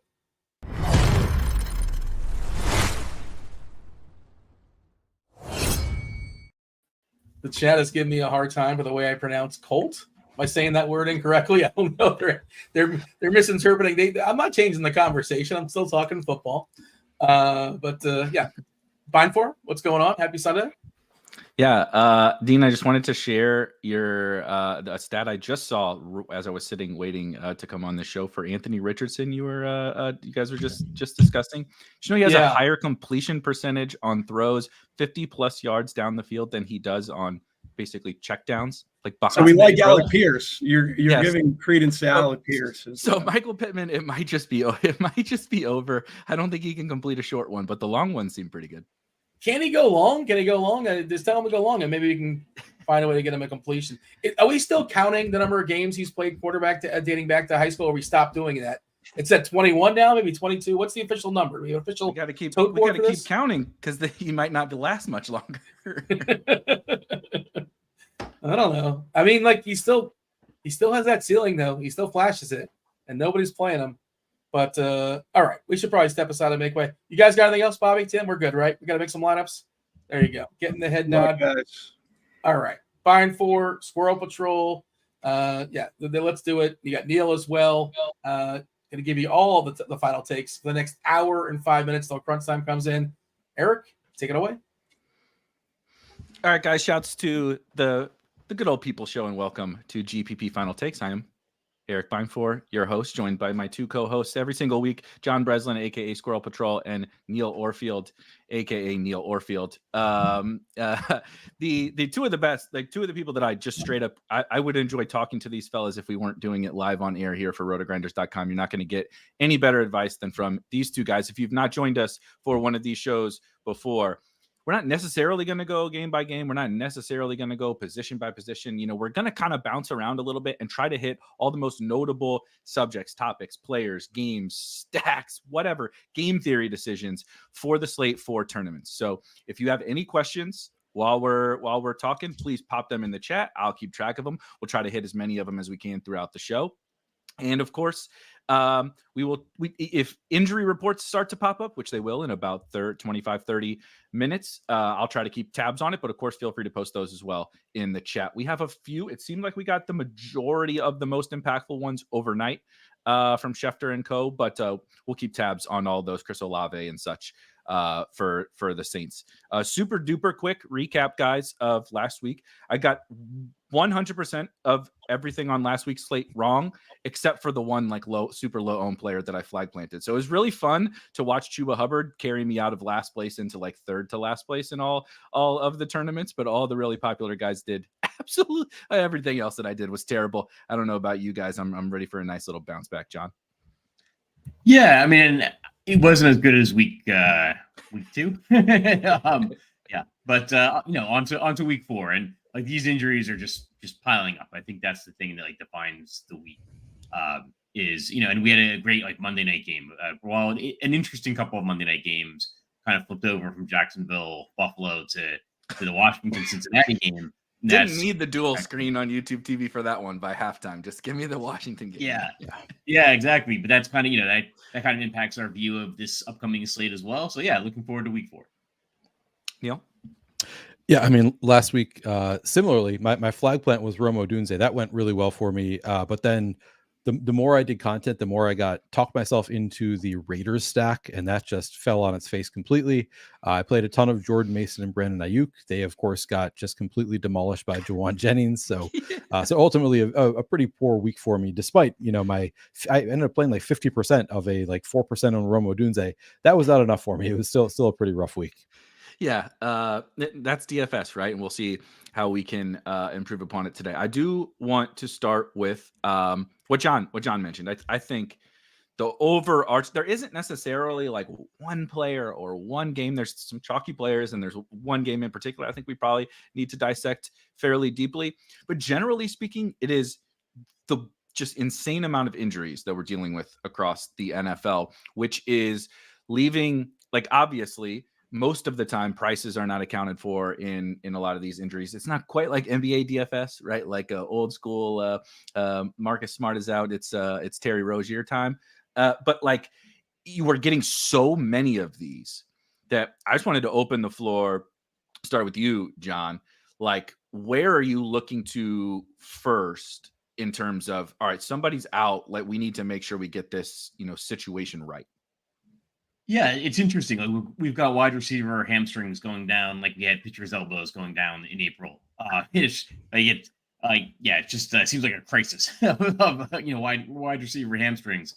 If you look back at week 3, like a lot of the players that had huge games, it was injury impacts. Like Jawan Jennings, we didn't predict that, right? We saw like Brandon Ayuk and we saw Jordan Mason. It was Jawan Jennings, and we had like Kyren Williams scored 3 touchdowns. We had Dallas Goedert go nuts, and Kyron's still like dealing with the Puka and Cooper Kupp injuries. Saquon Barkley and Dallas Goedert had huge games. It was Devontae Smith went down mid-game, but we knew AJ Brown was going to be out. And so you got to like look at these injury situations and also look and see kind of maybe the second level. So the Jawan Jennings, so the Jordan Mason and Brandon Ayuk. I think Devontae Adams going down is going to make Brock Bowers pretty popular. I think Trey Turner. I think the Austin Eckler injury is going to be maybe more impactful than people are thinking. Yep. Like maybe that was something that people were thinking about midweek, and then with all the other injuries that have cropped up, like I think Brian Robinson's a really good play in that Arizona-Washington game. There's just a ton of injuries. Tank Dell going down, and Joe Mixon now out. I'm not so high on Cam Akers, but I'm now maybe even higher on Nico Collins than I was like before Joe Mixon was going to be out. I think if I have to pick one, like I think the sneaky one is maybe the Austin Eckler injury, and because I think it impacts that high total game. I think one that's like probably got the most impact is actually maybe Tank Dell. Just makes Nico Collins such a good play. I love that. Neil, let's just go. I think it's kind of the perfect segue. It is both the highest total game, probably the most exciting game, has the most popular quarterbacks and some other very popular plays in it, but it is also dealing with this injury chaos that we're talking about. On the Washington side, Squirrel mentioned that Austin Eckler is out, which doesn't seem like the RB2, right? Like people think about it oftentimes kind of like, it's like Madden. Brian Robinson is RB1 and Austin Eckler is RB2. It's really a timeshare, right? Like 60-40 B-Rob, and Eckler has a little bit more of a specific role. That's gone now with Austin Eckler. Shout out Jeremy McNichols. I can't believe that guy's still kicking around as the third running back, now backup running back in Washington. On the flip side, they also just went nuts, right? Jaden Daniels and co went crazy on Monday Night Football. That's good. Arizona, on the flip side, the home favorite, the getting the best matchup of the two here is without Trey McBride, which is another like really big deal, right? It's basically the Trey McBride and Marvin Harrison show. So how are you thinking about attacking this game for tournaments, knowing that you're probably playing into some ownership, but it's also pretty clearly the standout game for total injuries, et cetera, multiple different reasons? Yeah, I mean, I'm going to be playing all sides of this game. I think it is just a fantastic game in general. I'm going to be playing the passing games, obviously. The running games, though, also, I think are going to go a little bit overlooked. And obviously, you've been talking about Brian Robinson. Yeah, Austin Eckler being out is pretty massive because the one thing that Brian Robinson has been missing this year is much involvement in the passing game. He's had some involvement, but I think that it could be even bigger with Austin Eckler out. That's the part where Austin Eckler really cuts into him. So that really raises both his floor and his ceiling without Eckler out there. I think it is. I don't think that like Jeremy McNichols is going to just slot in and play the Austin Eckler role. Jeremy McNichols, by the way, just 28 years old, which looked that up yesterday. Was Jason was Tatum surprising. Of running backs. Forever young. He's not as old as we think he is. But yeah, I think Brian Robinson is a fantastic play. I think he's a cash game option. I think he is a great GPP play, not expected to be super highly owned. So I do really like Brian Robinson, both on his own merits, but then also just as a leverage play on the Jaden stacks that I think a lot of people are going to get to. And then the Cardinals, James Conner, I think even more of a, like, there's nothing obvious about it. Like, oh yeah, there's somebody out because Trey McBride is out. You need to play James Conner. Like that doesn't, but I still think it's a great spot for James Conner. I think that it's a soft defense that he should be able to exploit a little bit. And I think he's just really involved and he's a good player in general. So I like James Conner too, as kind of a low owned leverage option off of all of his chalky teammates. But that doesn't mean I'm not also going to love the chalkier parts. Like I think Marvin Harrison, excuse me, is just a great play. Like this has been basically Coors Field. Playing against this Commander secondary is just play the wide receiver one against Commander secondary, profit. That's the equation that you get here. And I think I'm going to lean into it once again, play a lot of Marvin Harrison Jr., but I'll also play, a little bit of Greg Dortch, maybe some Michael Wilson, definitely Elijah Higgins with Trey McBride out becomes not like a huge priority for me because it's not like he has the talent of Trey McBride, but he's certainly in play at 3,100 on DraftKings. I think one of the stronger tight end options, former receiver, pretty strong option there. So yeah, I like this game quite a bit. Going to be playing all sides of it. It's currently not. I've given some thought to like getting the ultimate leverage and playing the defenses, and can't get myself to do it. Maybe the Cardinals defense is one to consider, right? But I'm not getting there just yet. Washington would be like betting the under at Coors Field when they accidentally made it like 7. Like, yeah, the Washington defense is just like, oh man, how does this ever even actually win? Shout out Elijah Higgins, by the way. You mentioned, I think he's super fascinating, both sides, but particularly on DraftKings, because I think he's viewed as like this crappy backup tight end, and I mean he is by all. I think he's not Trey McBride, obviously, but as you mentioned, he was a wide receiver in college. He's a converted Miami. Mike McDaniel, you know how he loves his speed guys and the weapons and all. He drafted him. They just got kind of a pin. Sometimes he was a 6th round pick, got pushed out. I think he's a pretty good athlete and might like just be kind of good as a receiver for a tight end. So just wanted to add that kind of Elijah Higgins context. I love those kind of guys. But Squirrel, how are you thinking about this game? Like prioritizing, attacking it for tournaments, kind of like Neil broke down. I think it's the number one game environment. Like Washington, Arizona. Yeah, I think it's the number one game environment. It's interesting. The line has gone down a little bit, and maybe there was like some of the Monday night like hype or whatever, and it's kind of died down throughout the week. But yeah, I forgot to even mention when we were talking about the injury situation for this game, like Freddie McBride being out. That makes me like Marvin Harrison even more, and James Conner even more. I think, this is the number one game that I want to get a piece of. It's maybe not the only game. I do think there are some other teams in good spots, but there's no like singular game environment like this one. So this is the one that I want to target more than anything else. Do you have a preference? I think these are going to be the two most popular quarterbacks, and I think they should be the two most popular quarterbacks. It's also like, man, just the best of both of all worlds for DFS. Running quarterbacks, pretty condensed target trees, right? In a dome, like everything is pretty perfect. But how are you? So we talked a little bit more about the pass catchers for the Cardinals. Are you leaning more towards the Kyler Murray side or kind of splitting it? Or how are you like from a stacking perspective, right? Jane Daniels versus Kyler versus Marv versus McLaurin. The Washington guys don't feel quite as cozy in terms of stacking with Daniels. Yeah, I've got a hedged answer here, which is that I actually like Kyler Murray a little bit more on DraftKings and Jane Daniels a little bit more on FanDuel. You get a bigger price difference between them on FanDuel. I think Jane Daniels rushing, like Jane Daniels is more of the rusher. I guess prop is in projections generally about 10, 15 more rushing yards. I think more likely to get a rushing touchdown. And that counts more on FanDuel where there's only a half point per reception. So I actually like Jane Daniels more on FanDuel and like Kyler Murray more on DraftKings. What about you, Neil? Yeah, it's tough. I think ultimately I like Kyler more in general, just because I think the stacking is easier to do. I think, more of the fantasy points are going to be scored through the air. At least that's kind of my expectation. You have the cheap Higgins, you have the Marvin Harrison. So I think I'm leaning more into Kyler. I think a lot of people are going to play Jaden Daniels naked as well. I'm not one to really play quarterbacks naked. I'm just trying to, again, limit the number of things I need to get right. So I always want to be stacking my quarterback, and I think doing Kyler stacks is just easier for me. So slight preference to Kyler Murray. Always going to be stacking, maybe even some double stacks there. I love Jaden Daniels. So like this is not slander or anything like that, but they're still not a very good passing team. Like the offense clearly was much, much better last week. It wasn't all that good for the first couple of weeks. And I do feel like a little bit of that it's imprinted on my brain as well. One positive note for them is apparently Jaden Daniels has the anti-Aaron Rodgers. Rodgers only throws left. Jaden Daniels apparently only throws right. And Terry McLaurin went up to Cliff Kingsbury during the game and said, "Put me on the right side of the field, please." And you notice he caught the game winner, basically game winning touchdown was on the right side of the field. He caught a couple balls over there. I just thought that was funny.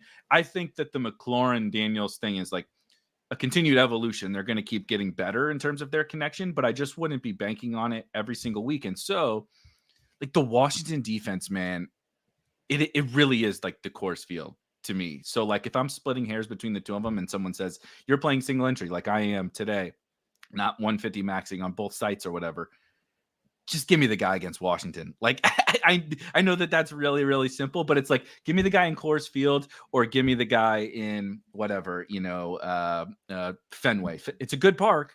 No one's upset about playing a guy in Fenway. It's just Coors Field is just a little bit better. That's kind of how I think about the Washington defense. It's the Washington Wizards of football. Yeah. Right. It's Jordan Poole, Kyle Kuzma, and these guys trying to play defense. Like it's, it just is what it is. So both sides are great. I think earlier in the week, I was more interested in Jaden Daniels because, projected ownership hadn't really fleshed itself out. And he was much lower. He was fourth or fifth quarterback. Kyler was up there.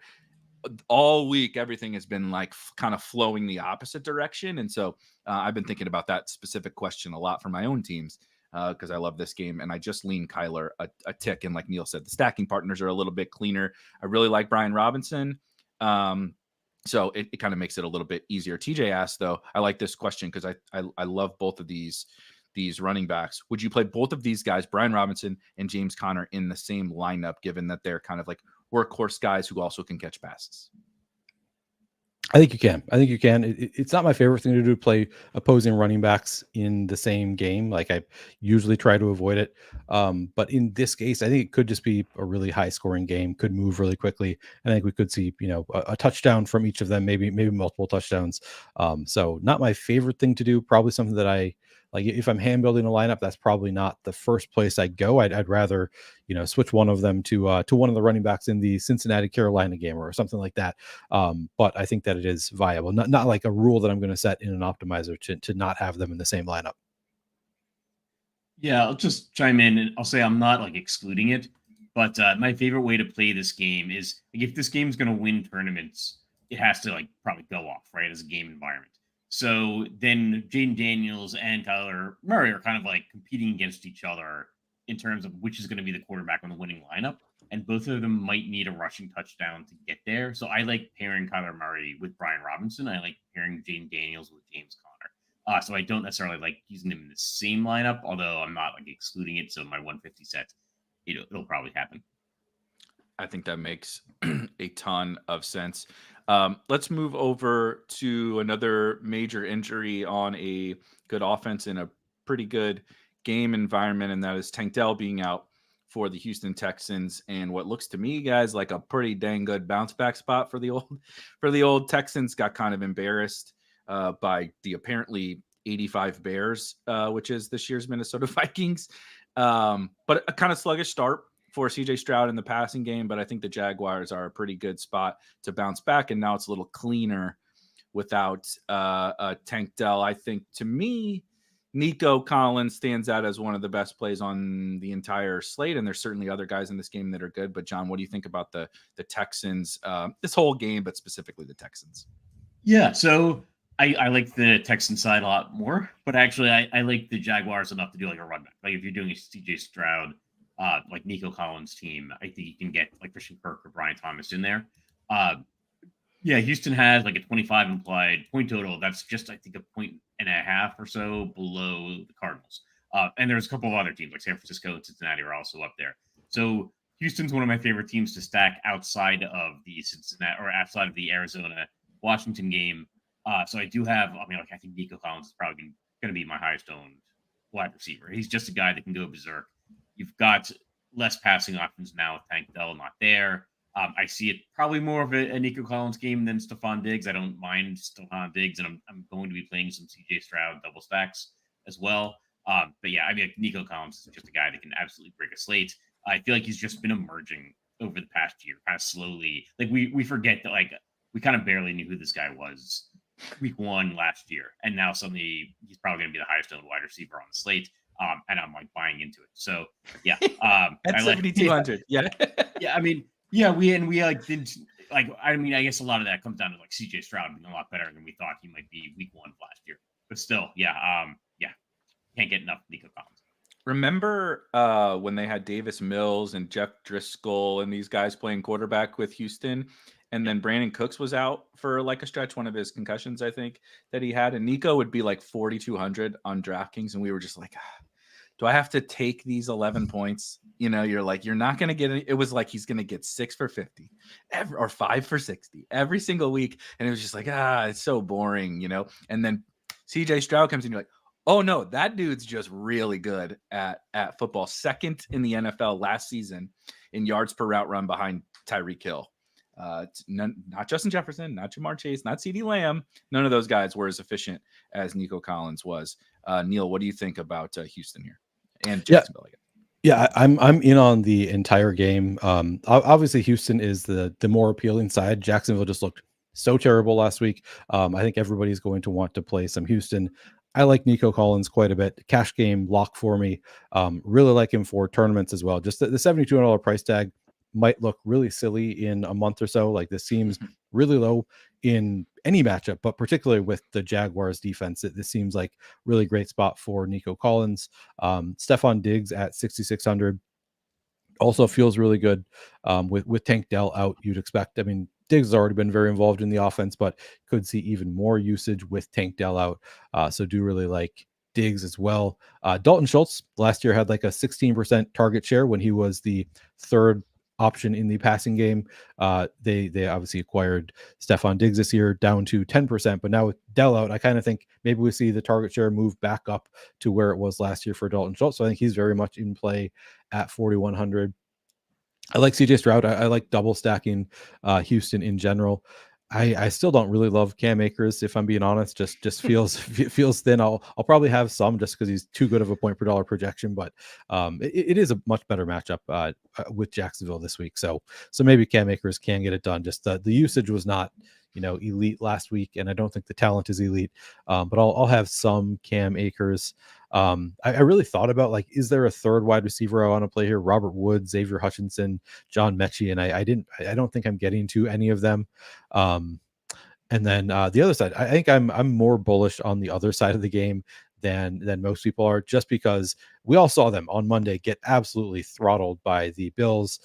They looked awful. Nobody's going to want to play Jacksonville after what we saw last week. But I also think much easier. I think the secondary for the Texans has proven to be exploitable. So love that. And also think they're going to have to throw quite a bit to try to keep up with the Texans offense. So I do think that the Jaguars maybe just forced to at least try to really have some fireworks here. I don't know if they're capable of it, but I'm willing to, at the price tags they're at. Trevor Lawrence, not too expensive. We did see, I think we saw 10 targets to Christian Kirk and 9 to Brian Thomas Jr. or vice versa last week. So the usage really is was, at least last week, pretty concentrated there. So I like the idea of, at least I'm going to have a bring back. I am forcing a bring back in my Houston stacks. I think that's something not a lot of people will do, but also I'm actually going to play some Trevor Lawrence with double stacks or at least single stacks for the Jaguars as well. It's pretty consolidated on the Jacksonville side. I know it's not as sexy as Nico Collins and Steph Diggs or Marvin Harrison or what have you, but Christian Kirk, Brian Thomas. I think Gabe Davis is just Gabe Davis. So, Brenton Strange too, by the way. I forgot to mention Brenton Strange. Yep. He is not particularly awesome probably as a real life football player, but it's kind of like the Elijah Higgins. He's 3,100 and Evan Ingram is out and they're going to be throwing, and he's 12 targets the past 2 weeks. Yep. He's getting targeted and he scored a touchdown. So he was also like a 3rd or 4th round pick. He wasn't like, he's not, not an XFL guy or whatever. I think he's fine. John, what's your favorite Jaguar, just to put kind of a bow on this one? And I guess, how into Akers are you with Joe Mixon officially out? So yeah, my favorite Jaguar is Christian Kirk, and then and follow probably like Brenton Strange and Brian Thomas. So are also right there. Not so into the idea of playing the running game. I think that Tank Bigsby is going to keep like eating into Etienne's work. And I just don't see it as a good game for Jacksonville running backs. Cam Akers. So he's more expensive than he was last week, and he didn't do a ton last week. But last week he was like 4,000 or something on FanDuel and I think like 4,400 or something. Mm-hmm. And so he just needs a touchdown to kind of pay off at that price tag, and he got a touchdown and paid off the price tag. This week I see the Jacksonville pass defense as being more exploitable. And Akers is more expensive. So I'll be playing some Akers. I'll probably be playing about 10% of him. I don't know what his current projection or ownership projection is, but I'm not as high on him as I was last week. He's just not he's not getting workhorse usage. They've still got Dare there. So it's not a situation I'm going to be going to in super high volume, but he'll still be a piece of my multi-entry set. Yeah, projects for 6% ownership on DraftKings right now. Cam Akers. I think we'll get to some of these other running backs. What John said is really just spot on. He's not very good. He's probably not going to break the slate almost ever. And then the price has come up to the point where just find a couple $100 more bucks for Brian Robinson and James Conner and some of these other guys that we'll talk about, Chuba Hubbard, etc. I did just want to hit Neil's point. If anybody's thinking let's get crazy 1 in 150 milli guys, it's Xavier Hutchinson right now has been running as the wide receiver 4 over John Mechie, over those other guys. I fear they've been playing a lot of 12 personnel. Actually, it's been hurting the tank, quite frankly. Brevin Jordan has played 50% of snaps for this team. So Dalton Schultz has played 82% of snaps. Brevin Jordan has played 48% of snaps, and Cade Stover, the 3rd tight end, has played 26% of snaps. So I'm not saying to play those guys. I'm just saying I think we might just see a whole lot of Nico Diggs and some rotations amongst the rest, and Schultz, of course, and the rotations amongst the rest of those guys. So just a little nugget there. Quick question before we move on to another subject. Where was it that I missed? Roshan questions. Let's hold that one for later. QQ fellas from Jacob. Your takes on Saquon Barkley. Lane Johnson is out. AJ Brown is out. Devonta Smith is out. Add these guys to the list of injured players. But Saquon keeps doing it, and he's certainly going to get the rock today. John, what do you think about Saquon? So, yeah, I've probably torn on him almost as much as any other player. I will say on FanDuel, I think he's like 9,700, and that's just way too expensive. I'm concerned about like the offensive line issues, but it maybe affects Saquon Barkley a little bit less than it would some other running backs. Because like if the Eagles overall are doing a little bit like worse than because of the offensive line, then maybe Saquon Barkley's catching a few more passes. No, I keep going back and forth. I think Dallas Goedert is probably the prime like beneficiary of all the receiving injuries. You just can't ignore the fact that like Saquon could go out to get like 8 receptions and 2 touchdowns, and even at his price tag, be the running back you need to have. So DraftKings, I'm going to have I'll have more Saquon Barkley than I do Cam Akers. But on FanDuel, I'm almost entirely out just due to the price tag. What do you think, Neil? Yeah, 100% think that price tag on FanDuel is too much, just given how much running back value we have on this slate. Just you buy a little bit of certainty in the role, but what kind of ceiling does he need to hit to pay off 9,700? Might need to see a repeat of week 1, and I just don't want to be betting on that, particularly with Lane Johnson out. So really, really tough sell on FanDuel. On DraftKings, yeah, I think pretty strong play. Obviously, don't love having Lane Johnson out, but I think the price tag is fair there. Should just see all the usage with the star receivers out. So ultimately, I think, yeah, pretty strong play on DraftKings, among the best, projectable players, not point per dollar necessarily, but among the best projections on the slate. Pretty solid matchup with a really banged up Tampa Bay defense. I think that's, Lane Johnson meet up, but so is all of Tampa's defense. So I do think this spot is still pretty exploitable. So I like to play quite a bit on DraftKings. I don't think I can get there on FanDuel. One small note, TJ in the chats, in Vita Vea, for anybody we're really getting our hand in the dirt here, like literally, with a defensive lineman, but there's a handful of those guys that are like pretty impactful, particularly for running backs. And Vita Vea is like one of the best run stuffing defensive tackles in the NFL for like 5 years running.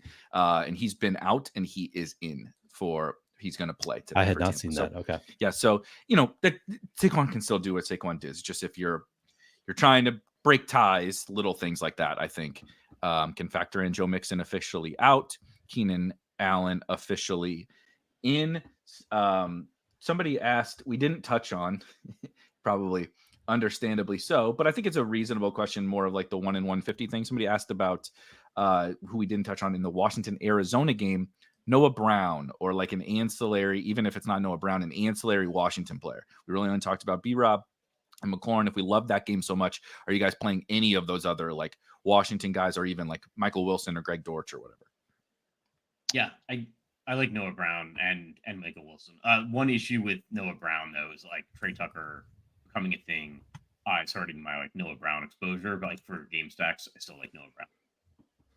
Yeah, I would definitely get to some Noah Brown in a 150 set. I'm not doing a 150 set today, so I don't know that I'll necessarily get there, but I do think things trending in the right direction there. We saw him get much more involved last week than he had been in his first week in Washington. They've talked about wanting to expand his role throughout the season, so I could just see the Noah Brown role continue to grow this week. So yeah, I do think very playable. Good note from Gensino says Jair Alexander is out. Yeah. He was questionable, so that's interesting.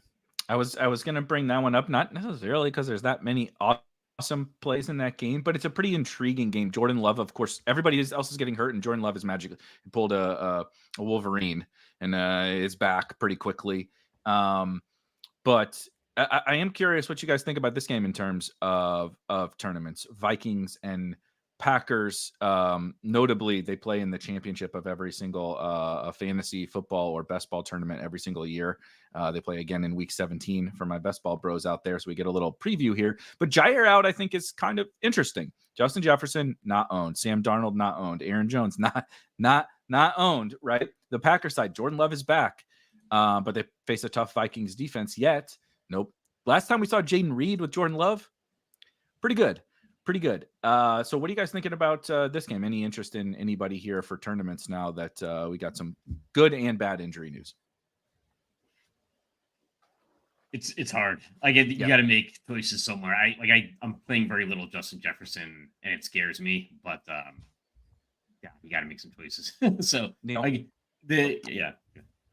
I think I'm gonna change things around and get to more of this game. I think Justin Jefferson already going really low owned. Now I do wonder if more of the field will get onto Justin Jefferson with Jair Alexander out. That I think that does hold people back a little bit. But now that we have Jordan Love in, Jair Alexander out, really does feel like a better game environment overall. So I actually think I'm gonna force my way into some game stacks of this. Definitely makes me like Justin Jefferson better with Jair Alexander out. I like it. And Sam Darnold's been pretty good this year. So, the Vikings defense is very good. So that is the one downside to playing this game. But I also think Jordan Love is very good. So having him out there helps quite a bit. I don't know if I'm going to get to Jordan Love just with all the rumblings of like, oh, they might still get Malik Willis involved at, times during this game. A little bit of a tough play there, but I think I can play some Sam Darnold and get to some game stacks that way. He is the most popular player in this game, but I think my favorite player, old revenge narrative, returning to maybe get a couple Lambeau leaps in with a different jersey on, Aaron Jones for Minnesota. I think the best way, even without Jair Alexander, I think the best way to attack the Packers defense, they kind of seed the run. It's kind of the new modern defensive meta, the too high stuff, but they don't really care all that much about stopping the run. And I think Minnesota offense has been good. Aaron Jones has been awesome so far to start the season. And again, not like crazy under the radar, but 6,400 on DraftKings is a really good price, I think, for Aaron Jones. All right, let's talk about the team who lost to the Washington Commanders on Monday night against the Fighting Andy Daltons, that apparently he's bringing them back to the promised land. A benching on one side with a quarterback, but also an injury to Adam Thielen for the Carolina Panthers on IR with a hamstring injury. They blew up right last week. You basically just could have played any Carolina Panther with Andy Dalton in there, beat the bricks off of the Vegas Raiders. Are you going back to the Carolina guys, John? And what do you think about the Bengals side as well, if we do like the Panthers? So, I think it's actually really interesting you brought the Panthers up first, because I think most people are thinking about the Panthers first, which I find really interesting. The Bengals, I believe, have the second highest implied point total on the slate. And you never see it. Like, that's one of the best indicators of fantasy production. It's like, well, how many points does the Vegas line say the team is going to score? And so I'm way over the field on the Bengals. Joe Burrow is my fourth highest owned quarterback. Jamar Chase is going to end up being one of my highest owned wide receivers. I am playing a good amount of Zach Moss, but I will say that this is the team that I'm maybe most interested now in being over the field on is Cincinnati, just because nobody's talking about them, and I don't think that we need to be going crazy. It's we know where the production is going to go. It's going to be Joe Burrow to Jamar Chase. I'm playing some T. Higgins as well, and playing some Zach Moss. But I really want to be over the field on Jamar Chase, and they have such beautiful run backs, right? Because we're starting with Carolina, so if I'm playing one of these Truba Hubbard, Deontay Johnson teams, it's got Joe Burrow and Jamar Chase. I love it, Neil. What do you think? Yeah, same. The first thing I thought when I saw this was, oh, wow, another sweet matchup for the Bengals. We're going to see Joe Burrow and Jamar Chase go off a second consecutive week. And it does feel like it's getting a little bit overlooked because we have, Marvin Harrison right there in price. A lot of similar options in price to Joe Burrow, who also look really good. To Jamar Chase. But yeah, I really like playing Joe Burrow, Jamar Chase. I will get to some T. Higgins. I like that T. Higgins came back last week and immediately stepped into that wide receiver 2 role, at least in terms of 95% rep participation, saw 6 targets in that game. So he didn't seem. Yoshi has something to say, Neil. Yoshi. The nominal wide receiver 2, I should say, because Yoshi, they keep talking about wanting to get him more involved. 7 targets last week. Not quite the same rep participation, but I think Yoshi at 4,100 at 0 ownership. Also a fine play to mix in, not like a huge priority for me, but I might mix in a little bit of Yoshi as well. I don't know if I'm going to play the tight ends here. I think it's too much of a split for me to want to prioritize Gesicki or All or any of the Cincinnati guys for DFS. You could, I think, if you want to do a game stack. I don't know that I will. Zach Moss, I think, is a really strong play. They keep on saying that it's going to be a split backfield, and then it never is. So at this point, I think I'm just going to believe what they're actually doing, which is playing a lot of Zach Moss. So I think in play there. And then on the other side, Andy Dalton, Deontay Johnson feels pretty obvious. I guess Jonathan Mingo and Tommy Tremble are in play. I don't particularly love either of them. I don't really want to get to a ton of Jonathan Mingo or Xavier Legette, I guess, for that matter. So I think that my favorite plays from Carolina are the usual suspects: Deontay Johnson, Chuba Hubbard, the others maybe mixed in a little bit. That was the kind of final thing I was going to add on this game.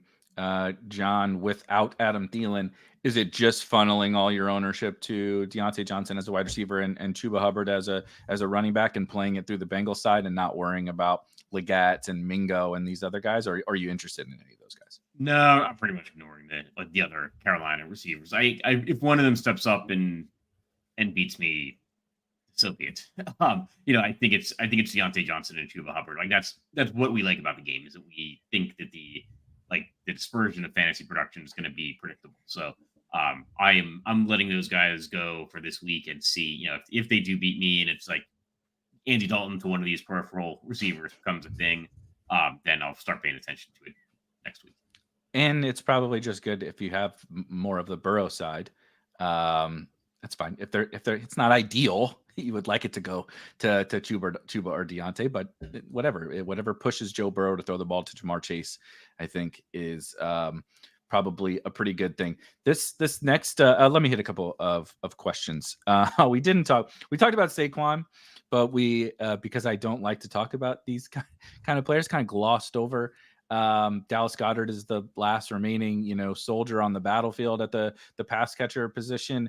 It looks like we're going to have some combination of Eagles receivers: Johnny Wilson, Jahan Dotson, Paris Campbell, because even Britton Covey's out, right? I believe that. Anyway, bad guys, not good football players for Eagles wide receivers, but they don't have anybody else. So Neil, are you playing any of these Eagles punt wide receivers, or are we just kind of skipping over it? And similar to Carolina, focusing on some Saquon and Goddard.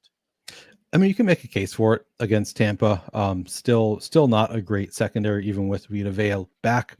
But it's really hard to know who to prioritize. I don't think I'm getting to $5,000 Jahan Dotson. I think I'm just going to eat it. If Jahan Dotson has 100 yards and 2 touchdowns, I can accept losing that way to Jahan Dotson for the first time in his life. Yeah. Paris Campbell at 3,000. I think just because of the price tag is sort of interesting to me. Already saw him running a good amount of routes with the other receivers active. So I think Paris Campbell could be like near 100% route participation. Now, we saw him in years past I think it was when he was with the Colts, was running like 100% of the routes and doing nothing week after week after week. So certainly within his range of outcomes to be out there for every play and still do nothing. But I think the Eagles offense is a better offense than he's played with in the past. I think the Tampa Bay defense is exploitable. So I think playable. Not a huge priority for me, particularly with all of the other value that is opened up throughout the week. It's harder to get there for Paris Campbell, but of those, outside of the obvious is Saquon Barkley, Dallas Goedert. I think both are pretty strong options.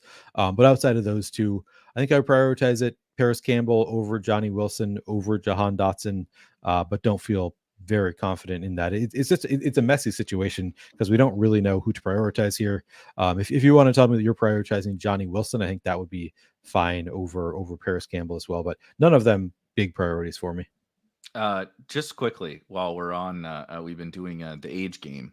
How old is Paris Campbell? Quick guess. 29. I think it's like 26, 27. 27. Like 27. Yes. Another guy who feels like he's been in the league since he was like 20. So it feels like he's been around for a decade. Similar.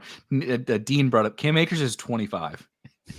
Makes me feel really old, by the way. I feel like I've been talking about Cam Akers in DFS for like the whole career, and the guy he just cracked 25. Frank Gore is still only like 32 years old. Yeah, right. And his kid, Frank Gore's kid is in the league or on a practice squad or something. Anything to add on the Eagles, John? No, I'm mostly focusing on Saquon. Like, they have Jalen Hurts too, so I'm just focusing Jalen Hurts, Saquon Barkley, and Dallas Goedert. I don't think it's the best game environment. So I'm probably going to end up under the field on Goddard. And I'll probably be about even with the field on Saquon Barkley. Tampa Bay's got Vita Vea playing, and I think we might even be seeing some some rain in this game. So I'm not like it's one of the places I'm probably taking a little bit of ownership from to disperse elsewhere. Makes a ton of sense. Another a game with some notable injuries that is also not a great game environment would be the Pittsburgh Steelers traveling to Indianapolis to play the Colts, and two of the most depressing offenses in the league if you roster anyone this game, which I think there's some good plays in this game. Just don't watch it. Go to Red Zone or whatever. You're not going to watch it if it's on Red. It's not going to show up on Red Zone, so you don't have to worry about it. But Jaylen Warren is out for the Pittsburgh Steelers. They did also lose a couple of defensive players and a couple of offensive linemen, which is kind of terrifying. But to me, leading the witness, all of Najee Harris, Justin Fields, and George Pickens are at really nice prices. You got to plug your nose. It's Arthur Smith and the Steelers. I get it. But the Colts defense is also just ravaged by injuries. I mean, they've lost their best player in DeForest Buckner. I haven't checked if these guys are playing today, but they had 4 starters who did not practice on Friday. On the defensive side, it's in a dome. So Najee Harris looks and projects really well. I also think Fields and Pickens are interesting. But John, what do you think about any of the Steelers here? Yeah, so actually, we have two dome games that aren't getting a whole lot of attention, like with New Orleans and Atlanta, and then at Pittsburgh and Indianapolis. This one, I'm willing to let this one beat me. I love the fact that Najee Harris is getting a bunch of ownership. We just saw we let Arthur Smith Cordarrelle Patterson us in Atlanta over and over again, and now he's in Pittsburgh and he's going to do the same thing. And we're all just going to let it happen. CPAT's going to play, baby. Yeah. So I'm not I think Najee Harris might, by our current ownership projections, be the guy I'm most under the field on. It's like a 21 points implied point total for Pittsburgh.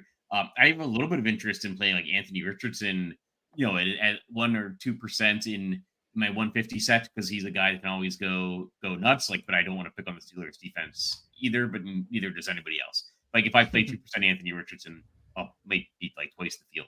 But yeah, I don't want to play these Steelers, man. I don't want to play Justin Fields. I don't want to play Najee Harris. I will probably end up with some Justin Fields in my DraftKings 150 set because he's gonna pop in there from being cheap. But this just doesn't seem like the game where Pittsburgh's gonna go crazy, and I will gladly let the field play more than me. Neil?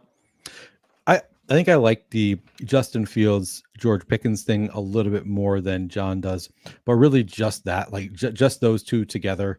I don't even think I'm going to play George Pickens without Justin Fields, at least certainly not a priority for me, because the way I see it, if George Pickens has a score that you want, 20 plus fantasy points, really hard to imagine Justin Fields not also putting up a big score. So I like the idea of when I have George Pickens in a lineup, I'm going to assume that, 50, 5,500, whatever it is, Justin Fields is also going to put up a score that you want to have at that price tag. Because he also, he with his running abilities, you can kind of, there's some points you can assume with the running abilities, then every point that goes to George Pickens, if George Pickens is putting up a lot of points. George Pickens also not really a PPR scam type of player, so it's unlikely that he gets to 20, 25 points without scoring touchdowns, getting a lot of yardage, and that all benefits Justin Fields. So I think for the most part, if I were hand building, I probably wouldn't play George Pickens in a lineup that doesn't have Justin Fields in it. But I do think that pairing is one that I kind of like. I really don't like the other side of the game. Currently, I do have, I'm requiring a bring back in all of my lineups. I think that if I had more time, I would probably remove that for this game and just say, don't even require a bring back from the Colts side of the game. Really don't like the Colts today at all. Don't think I'm going to go out of my way to play any of them. But yeah, I think I do like the Justin Fields to George Pickens. Pat Freiermuth, I think, is also playable, not a priority, but we've seen his role increase week over week. I think it was 83% route participation and 5 targets last week for Pat Freiermuth. So that's at least a positive to see him trending in the direction of getting more usage. Clearly second in targets on the season is Pat Freiermuth, 18 targets for George Pickens, 13 for Pat Freiermuth. Not a lot of production yet, but I think there'll be some good games for him. I'm a little more bullish on you're never going to get me to be bullish on chalk Najee Harris. Okay. He is going to have to grind you to death because the guy, I believe he has one run over 20 yards in his NFL career. And it just fairly recently happened. He's just so unexplosive. And now he has a running quarterback next to him who can vulture those goal line touchdowns. CPAT can vulture the goal. Like CPAT's going to touch the ball more than 10 times. I would rather play Cordero Patterson in DraftKings tournaments than play Najee Harris. Is Najee probably going to score a decent score today? Yeah, he probably will. Am I willing to bet he doesn't drop 30 on my head and bury me? Yeah. I'm also willing to bet that. George Pickens can. He has not done it yet. George Pickens can win you a tournament, especially against a bad Colts defense in a dome. He has not hit the home run yet. He's hit a couple that got called back on penalty. If anybody has subjected themselves to Steelers games watching them. But 50% of team air yards.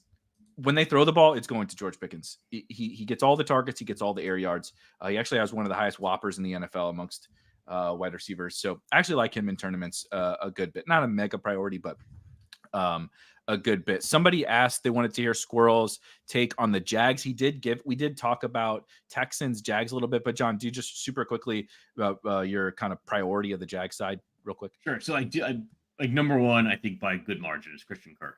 I'm also playing some Brenton Strange and Brian Thomas. Like those are mostly run backs, I think, on CJ Stroud teams, but I'm gonna play some Trevor Lawrence as well. Like Trevor Lawrence probably isn't as bad as it looked on Monday night. Like you and I kind of buy low in these spots, right? So Trevor Lawrence is definitely like represented in my 150 set like pretty prominently, but it's just less so than the Washington Arizona quarterbacks, CJ Stroud, and I know Joe Burrow and those guys. So, but he's like probably good like 5-8% play. So I am playing some Trevor Lawrence, but yeah, Christian Kirk number one Jack for me. Brian asks, Neil, here's a good one because we haven't yet talked about the Saints and maybe we can touch on them as well.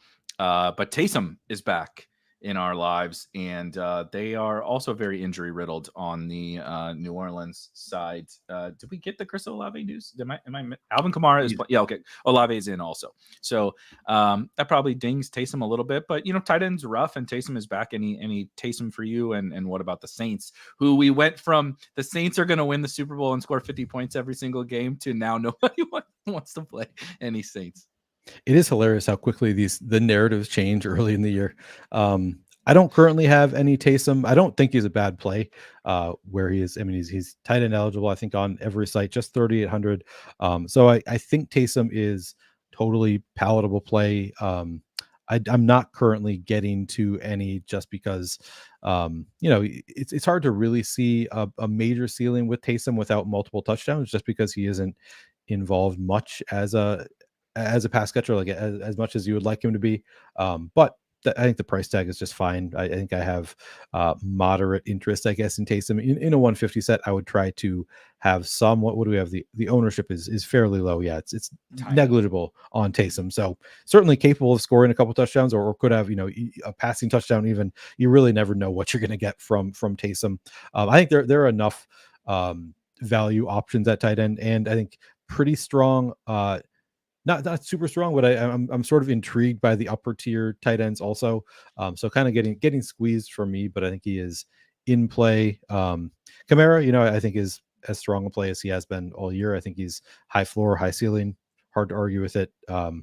Not really prioritizing the Saints, I guess. There are enough other game environments that I really like this week that it's not one that I'm leaning into. So I don't have any super strong takes because it's just not a game that I'm playing a ton of. I'll have a mix of probably some Kamara, maybe a little bit of Olave, Shaheed, but not a priority for me.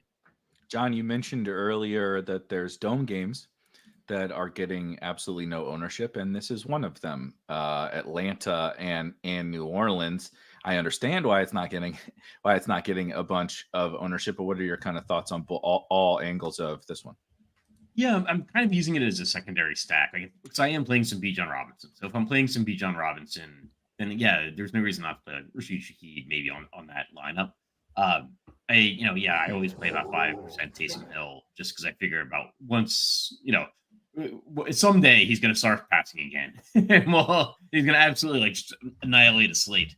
He's going to get 150 passing yards and a touchdown, and then add a rushing touchdown or whatever from the tight end position. So I always play 5% Taysom Hill just in case, because he is, I think he's 3,800 on DraftKings. So the like opportunity cost at 3,800 on DraftKings probably isn't that high. I mean, even if like I'm kind of joking about the Taysom Hill passing, but like he's always a threat for a touchdown. And so who's he competing with? Like Elijah Higgins? Like, I don't know. I mean, that could go either way. So got about 5% Taysom Hill. I like it. I'm going to try to hit on some of these questions here down the stretch while we got about 20 minutes left. A couple more kind of injury-laden situations that I want to get to as well, but they might kind of come up here. I actually like this question. We transitioned from CPAT to Roschon Johnson, okay, in the chat, which tells you everything you need to know about the state of the NFL in week freaking 4 of the season, that we're talking about these two guys. But Bears coaches did not come out and specifically say anything about the backfield rotation. However, their actions did show us last week that like maybe they're finally fed up with DeAndre Swift. Roschon Johnson got a bunch more work, and the Rams defense has been pretty exploitable, particularly on the ground. They're just getting wrecked on the ground. So Todd mentioned that, Neil, you said on Friday you're pretty into Roschon Johnson, and that's another cheap guy. I think of him very CPAT-ish, right? Where like it's pretty off the board, but you can see the path to something good happening. Are you still into Roschon as a punt running back? Yeah, I was going to say when you mentioned the name earlier and you kind of rolled your eyes at it, I was like, well, I want to talk about it just a little bit, because we saw him get a little bit more involved last week. We also had ESPN insider Jeremy Fowler came out this week and said the Bears are expected to give Roschon Johnson an extended look this week. Now, that's really vague. We just got that one snippet from a beat reporter. Like, how much you want to read into what a beat reporter says? And it wasn't even like they're going to. It was the Bears could give Roschon Johnson an extended look this week, which I don't really know what that means. But with what we saw last week and the beat report, I kind of think there might be something to it. Doesn't really project very well anywhere that I've looked. So I think he's going to be like 0% owned, at least like sub 5% at the very least, but I would expect it to be closer to like 1 or 2%. And I like that number for a 4,100 player on DraftKings, where we don't really have any other great value options. I think he just gets you to lineups that you're not going to be able to build with, the running backs you really want to play, because we do have some really strong mid-price options. We have some strong higher dollar options at running back. I don't really think we have anybody who is close to Roschon at 4,100 currently. I could be, maybe I'm missing somebody, but I think against the Rams, CPAT, yeah, would only BC. That's the only other option. Yeah, give me Roschon, just with the rumor that he could see an extended look. Like, I don't know what that means. Maybe that just means 8 carries and 4 targets or something like that. But I think it could potentially be more than that. And he's facing the Rams, one of the better spots, one of the defenses you would like to face, getting no ownership at 4,100. So I'm just gonna take the swing on what if an extended look means that he gets the starter's workload in a great matchup. Obviously, Bears offensive line not great, so that's the downside there on Roschon Johnson, but also involved in the passing game, which Davis and I talked about, and Davis compared it to Cam Akers last week, and my big thing was, well, the difference is 0 ownership versus Cam Akers being chalky and also involved in the passing game, whereas Cam Akers is a 0 in the passing game, which really raises the floor and also raises the ceiling a bit as well. So the $4,100 price tag, I'm pretty into Roschon Johnson as an off the wall play this week. I like that. I'm cool with this. If you guys also have honorable mentions amongst these, crappy 4-ish K wide receivers, running backs, whatever, for tournaments. But John, Darnell Mooney, Roschon Johnson, Cordell Patterson, rank them. I'd probably go Mooney first. I think like Mooney's a guy that can get the ball and just keep running, right? So for tournaments, I'd especially like Mooney more.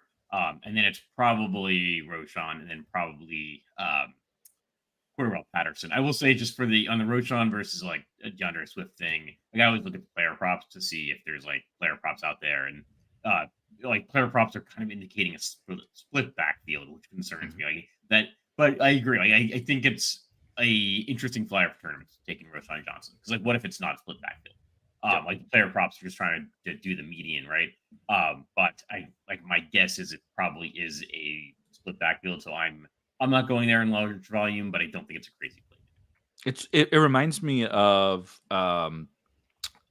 last week, not the same, but a little bit like not the same circumstances, but a little bit of the Chuba Hubbard-esque, where like the median outcome is like Chuba's like 60 to Miles Sanders 40, but like if that's wrong, Chuba should be right, similar to your prop thing. Like the prop is just going to be wrong if it's 80% Chuba and 20% Miles. I think we all would expect Swift to play plenty, but I think if somebody like buries the other back, if one guy buries them, Swift is not going to bury. Like I think we've kind of learned that, right? Whereas Roschon could just come. It's not my expectation, but again, like large field tournament or whatever flyer, I think it is totally fine. Quickly, we're going to hit as many of your questions as we can down the stretch. I want to talk about Devontae Adams, though, and the Raiders-Browns toilet bowl that is going to happen this afternoon. Both teams are ravaged by injuries. 3 starting offensive linemen hurt for the Browns. Max Crosby is also not playing, so the best player on offense and the best player on defense on an already bad Raiders team that somehow beat the Ravens. But that does kind of make Brock Bowers, Michael Mayer also out. Sorry. So the guy who's been kind of stealing some tight end snaps. Michael Mayer out, Devontae Adams out. Brock Bowers, Jacoby Myers, Trey Tucker theoretically get a nice little boost here, John. But not a great matchup. The Raiders are not a great offense. How are you kind of approaching this one? Playing a lot of the defenses, to be honest. But I do think there are obviously some offensive pieces you can get to with the injuries. You can always play Amari Cooper. I generally in my 150 set, I'm always going to have a couple percentage of Deshaun Watson and Amari Cooper. I actually don't mind Deontay Foreman either, pairing him with the Browns defense. It's like, what if the Raiders are just falling apart? And it would have happened pretty quickly. But with like Devontae Adams out, I don't know, it seems like a mysterious injury. And they just haven't looked or didn't look good last week. So either of these teams honestly could implode. So I think that's why the defenses are in play. But and I think you can play some Jacoby Myers. I'm probably going to end up under the field on Brock Bowers just because I'm trying to like play tight ends in good game environments. It just doesn't seem like a good game environment. But he could also go out and put out like 12 receptions. So I think Bowers is more of a good cash game play maybe than tournament play. But it makes me a little bit nervous in tournaments, but I'm probably going to be in the field. Just super quick on Justin is in the chat mentioning that is a 3-way split in the Bears backfield. And yes, but also the reports were Khalil Herbert is a short yardage specialist, or so they used a short yardage, which is just absurd. Khalil Herbert's probably their best running back, but so like I don't disagree with you, but Neil posted it in the chat that he's. I think if anything, Khalil Herbert's going to have like some form of a role, but Khalil Herbert's not going to line up and get 15 touches, so I don't think it changes much. But Neil, Raiders, no Devontae and a disaster offense and disaster game, but a lot of targets up for grabs. What do you think? Yeah. So first of all, on the Bears front, my hope is that Swift gets removed because they've seen how bad Swift is. They're still saying that Khalil Herbert is the short yardage goal line back, which I don't understand. I'm with you. I think he's the best running back on the team. He's my most exposed player in best ball also. So really not loving this run out for Khalil Herbert. But the reason I'm liking Roschon is not that I think that he eats into Khalil Herbert. I think that I think that DeAndre Swift could become an afterthought because they've seen him and he's just not that good. So that's my hope there. With the Raiders, I think Brock Bowers. I think I kind of like Brock Bowers now. Super chalky. I don't. He's certainly not going to be an under the radar play. What do we have? Brock Bowers, double digit ownership. I guess not super chalky. He projects worse and is more expensive than Dallas Goedert, but kind of let people down last week in a great spot against Carolina. So I think it could be a good bounce back spot for Brock Bowers. Not a great matchup with the Browns, but should just get all of the workload. So I do have some interest in Brock Bowers. Could be a little bit of a PPR scam this week, but also just a good player, obviously live to score a touchdown. I kind of like it. As far as the receivers go, it's Trey Tucker over Jacoby Myers for me, just because of the price tag. Just because I think Jacoby Myers probably outscores Trey Tucker. Like the projection would indicate that you would expect Jacoby Myers to outscore Trey Tucker. But I also think Trey Tucker is in a more palatable price range, whereas Jacoby Myers is going to be competing with a lot of very good wide receivers there. So of the receivers, I have a slight preference for Trey Tucker. Also, I think he's cash viable. I don't think of Trey Tucker as being the profile of a cash viable player. But last year had an ADOT of 19.1. So far this year, 14 targets. The ADOT is 9.1. So they moved him back into what I think is a more cashy kind of role, where maybe he does see the catch rate has gone up significantly this year for Trey Tucker. So I think this year his profile is a little bit more cash viable with Devonta Adams out. Just has a bigger role. Should see shorter passes, so potentially could have more of a role that way. So I like Trey Tucker. I like Brock Bowers. Jacoby Myers I think is a fine play, just not a huge priority for me. Probably goes a little bit over owned because people just see him stepping into that wide receiver one role, but still a tough matchup and a tough price tag there. Really a tough game to prioritize though overall. Weird use. I'm shocked by the Trey Tucker and like you would expect just like 14 Jacoby Myers targets. Now they may not be all that great for fantasy, but it has not really operated that way. Like you said, Trey Tucker hasn't just been kind of this down the field flyer. So I don't have any really strong takes. I'm not super excited about any of those guys, but John has a strong take that he is apparently making his bit on Saturday nights that he is posting. And someone asked a question about it. And it's a good segue because we have not talked about the San Francisco 49ers, which probably seems relevant given Christian McCaffrey is out. Deebo Samuel, however, is back. George Kittle is back. And one of those guys in particular is someone that I think John is quite excited about, who was also a natural pivot from that Brock Bowers, Dallas Goedert range at tight end. But John, what you got on the San Francisco 49ers? Yeah, so this is a team, I think Carolina, or it's Cincinnati and San Francisco have like the 26 implied point total. That's right up there with Arizona. And so I definitely want to be over the field on San Francisco guys. I want to be over the field on Brock Purdy.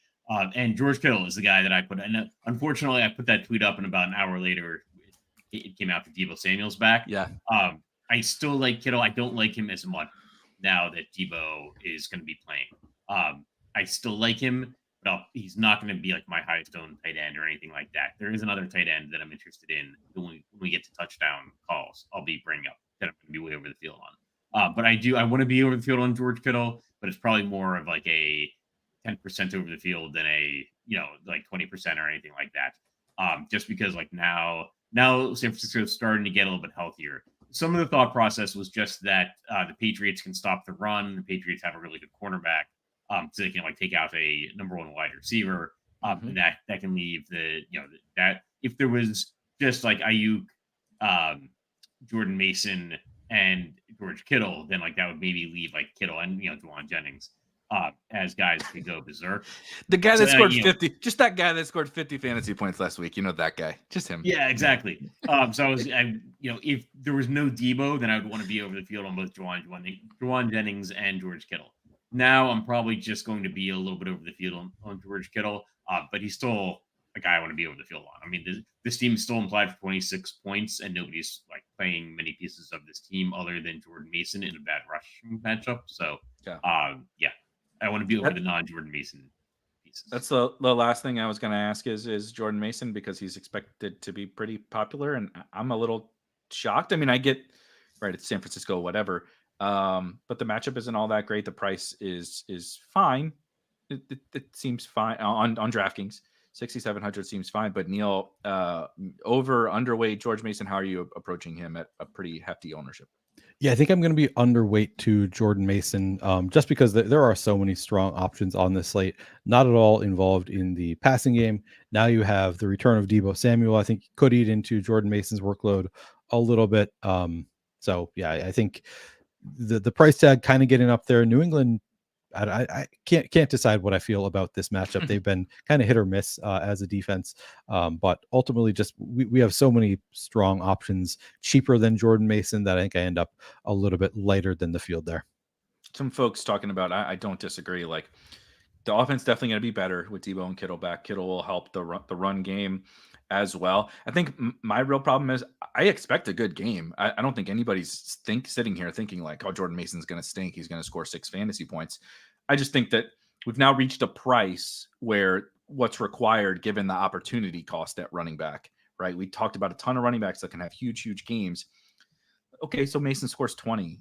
It's not over. Like, who cares? There's a lot of guys that are probably going to score 20 today. John, do you have anything else on Mason? I'm going to be under the field, but I'm going to be under our current ownership projection.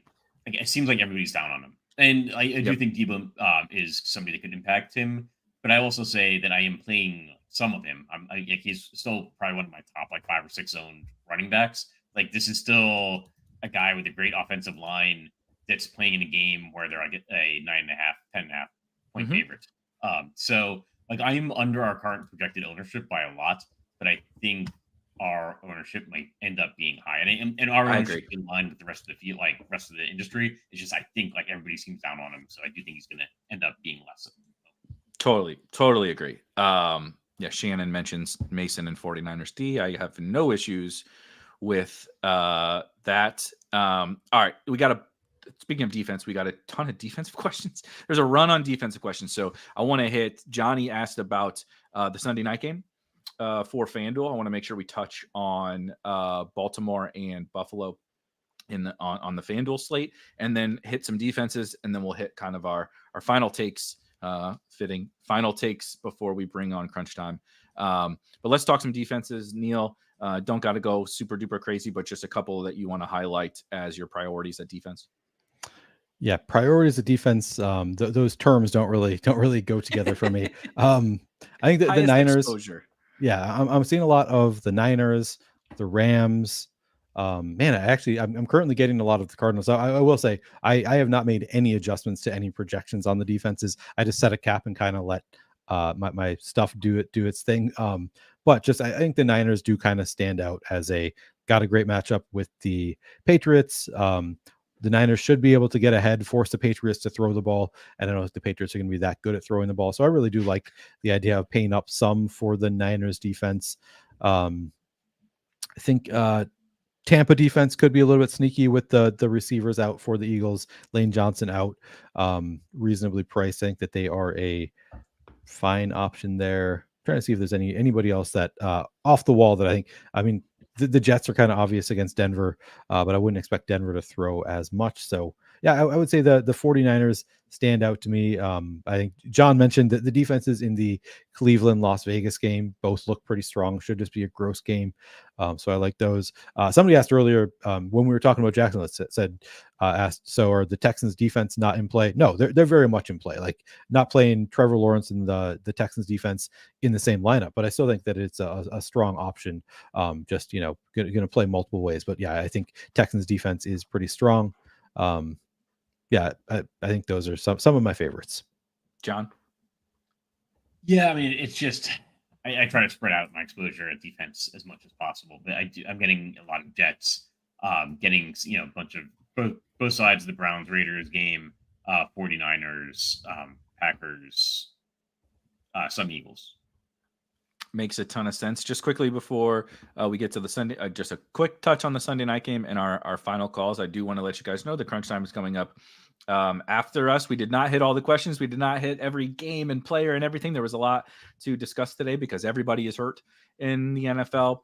You want to talk about Breece Hall. There was questions on Chiefs, Carson Steele, is it over for Travis Kelce? Like, all that kind of stuff. The crunch time folks can get you squared away with anything that we did not touch on. Super quick, John, the Sunday night game. How are you approaching that one for FanDuel, like exposure wise, or just attacking it at all or not at all? Actually, I don't have as much as I would have thought, and I want to try to get more in now that I'm looking at it. So I'm glad the question was asked. But I will say it's going to be more of a pay up to be different game. Like, the quarterbacks are expensive. Like, Lamar Jackson and Josh Allen are both more expensive than Kyler Murray, and I think I'm going to have Kyler Murray projecting better. The running backs are maybe too expensive. Like Derrick Henry's 8,400. He scores better on FanDuel, but still, I don't like him as much as the other running backs. Like, I like Bijan Robinson better at $100 cheaper. Like James Cook, I like Aaron Jones and James Conner better at a couple $100 less expensive. So it's a game that's too pricey for me, and it these are two good defenses too. So I'm just not getting. I'm getting almost none of the game. I'm probably going to try to work some more into my lineups just so I'm not totally dead going into Sunday night. But yeah, it's a surprisingly expensive game. You make some some tea in your tea kettle or whatever that you're tweeting out. Where this bit has reached new levels of anarchy. But Neil, anything on the Sunday Night Football game on FanDuel? For the main slate, Zay Flowers is, I think, the only player that I'm even considering playing in this one. The rotations are so messy for the Bills, really hard to make out who they even want to throw the ball to. I guess TheLuuch is in terms of usage is their number one, but not Rome Odunze. We saw Keon Coleman was benched in the first quarter of last week, but also didn't run a route in the third quarter, ran the only route the only drop back, he ran a route in the fourth quarter. So I don't really know what to make of that. They say he was just benched for the first quarter for tardiness, but then also didn't run a route in the third quarter. MVS was pretty involved. I don't know. It's just a mess. Mark Andrews not really involved last week. They did come out and say like, oh, that was just a matter of different games. We're going to have different guys involved. So maybe he will be more involved in the future. I don't know. In the end, on a main slate, the only player I'm playing is Zay Flowers from that one. Yeah. Generally not a good sign if Mark Andrews is just in that lump of garbage that you just use game to game. You know, that doesn't make me feel any better. That was supposed to, I guess, ease our concerns. It doesn't make me feel any better. All right. Time to get to some flag planting before we bring on crunch time. This was the only thing successful about my week last week. So we'll see if we can keep this going. Let's go, Neil. Neil, flag plant. What's winning tournaments today for DFS? Yeah, so this actually, I made the mistake last week. I talked all week. My flag plant was Rome Odunze, and then the flag plant I actually gave at this point when you asked about it was, well, I guess JSN will be in the winning lineup, and I really regret, like, because I thought about it immediately. It's like, wait, why did I not just say Rome Odunze? And so this time I'll say CJ Stroud doubles. I think is the winning Millie Maker lineup with a bring back from the Jags. Okay, I like it, John. So I like the better one with touchdown calls more than flag plants, but a guy that I am playing a lot of at the tight end position, he's playing in the deserts. He's cheap. He's not Elijah Higgins. Zach Ertz getting the revenge, and he makes a great stack with Jaden Daniels. Is that's your touchdown, and you're playing some Zach Ertz. I played Zach Ertz on the Monday night slate, and I was that one. If Brenton Strange didn't catch a dang touchdown, it could have went a little bit better. I like that call. I'm going to stay out in the desert. So we're putting a little lineup together here. The Stroud double with the bringbacks and Zach Ertz, Marvin Harrison, man. Like he's the player I'm most shocked by his ownership projection. I think it might be a little light, but he's certainly not popping off the board in terms of, he's not 25% projected ownership. He's projected under 10%. I think it might come a little higher than that, but Trey McBride is not playing, and he is like, he's going to just get loaded up with targets against the Coors Field it's Washington. So give me Marvin Harrison. And with that, let's bring on crunch time.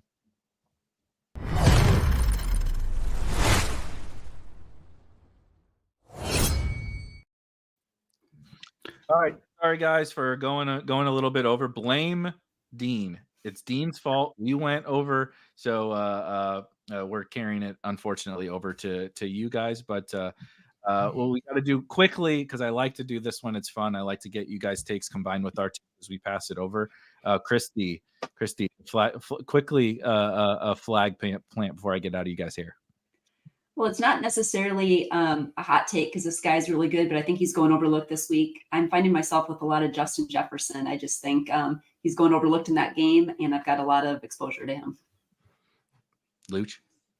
My betting bankroll hopes it's Trey Tucker because I hit that pretty hard when that news broke. I was shocked that FanDuel kept his lineup longer than usual, and they're typically pretty sharp. So don't know how that's going to work out. But for me, it's also Marvin Harrison. I love the Coors Field analogy you made. And I just, we've been hitting receivers against Washington for probably about a full season now, dating back to last year. So I'm in. Chief, other than you're going to destroy some casserole, any other flag planting going on? Chief's making a casserole right now, guys, for anybody. That's what's going on behind the scenes at RGHQ. Casserole. Well, a full disclosure, my wife has made a casserole, and she's not at home right now. She gave me specific instructions to put this thing in the oven. And so I was about to get on the show, and I'm like, oh, my God, I did the preheat, but I did not put it in there. If my wife would have walked in this house and saw this casserole just sitting on top of the stove, prepared but not baked, I was going to be in big trouble on a Sunday, no matter how much money I made today. I would have absolutely had to win the Millie to get out of this one when she's done all the hard work. I'm flagged plenty Darnell Mooney. I've been flagged plenty Darnell Mooney pretty much all week. As I've said on a couple shows already, he's a true number 2 now. Like, this isn't Chicago, and this isn't him getting 4 targets that are 120 yards down the field in the locker room. Like, he's getting legitimate targets, legitimate looks. And I mean, he's turned that into nice fantasy production. It's only a matter of time before that, those 15 points turn into 25 pretty quickly. So I'm trying to get on the train this week. I'm going to give you a bonus. I'm also going to be on tons of Michael Wilson this week. Everybody wants the number ones. I'm saying it's the week of the number 2 receiver. Give me these strong number 2s in good matchups. I love you, Chief, but God, I hope not. If it's Michael Wilson week, I'll be dragging my tail between my legs here next week. But we got to get out of here. These guys got you all head up to lock, and the 3 of us will see you next week. Thanks, guys. Michael Wilson, you got something special in that casserole, man. I mean, I hope you probably get some nice alt numbers on Mike Wilson receiving props there, Chief. All this is Jawan Jennings 2.0. That's all this is, but nobody wants to think about it like that. All right. I love it. That's why we're here. We're here for the hot takes, and it's getting hot. Just another quiet week in the NFL, and Kristi Metzger, multi live finalist. It's great to see you. How the heck are you? It's good to see you too. I know it's been a minute. Seems like it's been a bit since we've all done a show together, but yeah, looking forward to this week. It's a great football slate, actually. There's just a lot of great ways to go, so it's perfect chance to break it down with all of you guys and see what we can come up with for the people. Absolutely. And if you ever have a 3:00 on a Monday open, we'd love to have you on Food for Thought sometime. So yes. Open invite. We'd love to have you on sometime soon. Chief was talking about Darnell Mooney on Monday, and that flag plant has stuck throughout the week. Besides your casserole, how you doing, buddy? It's good to see you again. Yeah, I'm good, man. It's a good Sunday. I actually really like this slate. I think people may have overlooked a few things. I heard Kristi talking about Justin Jefferson. Like this is why she keeps going to live finals. When everybody else just hops off the best plays, she just hops on the best plays. Kristi, do you have a live final seat yet? Did you get one like week 1 and 2? No, I don't have any for football yet. So hopefully today. Oh, well, don't worry. I already know you're going to have one. So see, that's the thing. Certain things in life are guaranteed. Death, taxes, Kristi and Squirrel going to live finals. Those are like guarantees. Take them to the bank. But yeah, this should be a fun slate. I'm pretty excited. Yeah, everyone's here. The bots are in the chat. That's how you know it's getting close to lock. I got to get through a few reads real quick, so bear with me here. Splash Sports, awesome new site. The revival is in full swing. Dive into another thrilling week of contests on Splash Sports, including the 10K RG Survivor Revival, along with the 5K Fantasy Tiers and the 5K ATS Pick'em. Splash Sports available in 34 states.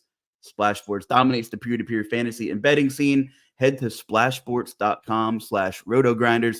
Challenge the RG experts and the community. Promo code ROTO10 for a $10 credit after you enter your first contest over there on Splash Sports. Really cool stuff going on.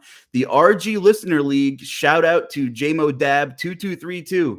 Again, we gave you a shout out on Monday on Food for Thought. Congrats. Awesome week. You were the winner in week 3. Don't forget to join in the fun each week in the RG Listener League. Play alongside our viewers as well as your favorite hosts. You have a chance every week to compete for first place and win yourself a month of RG Combo Premium. Check the description for an invite to the contest when it goes live on Wednesday.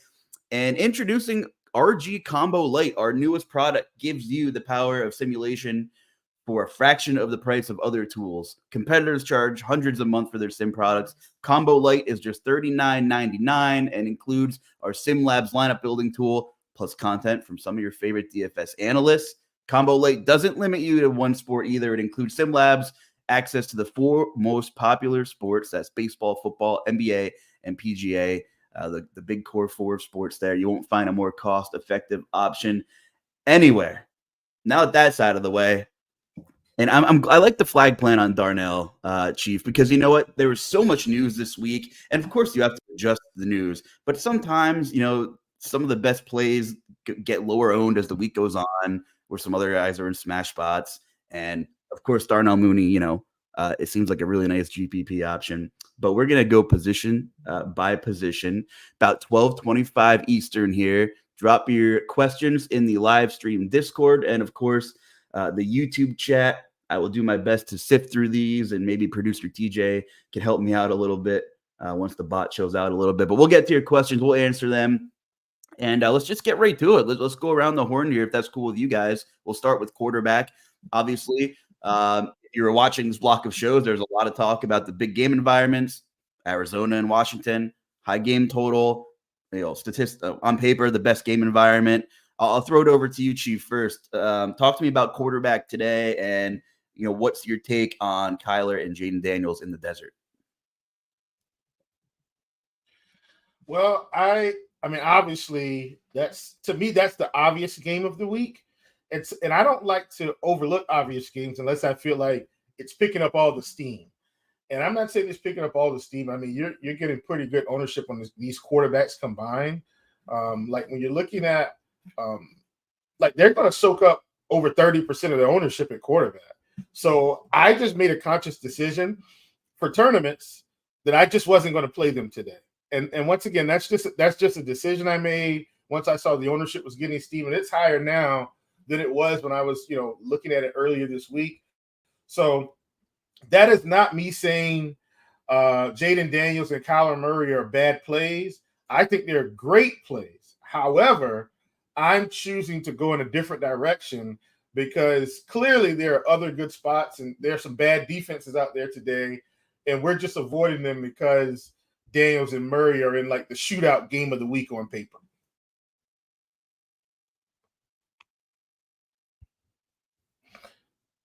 You got the ultimate mute going on, LeLuuch. Ultimate mute. I'm back. I'm a little rusty, but I'm back. So you're on the pass catchers, but kind of pivoting away from the quarterbacks in that game. Well, or Michael Wilson, at least you're on. Yeah. I'm definitely on Michael Wilson today, and let's for all my Millie Maker shares, let's just hope I'm right.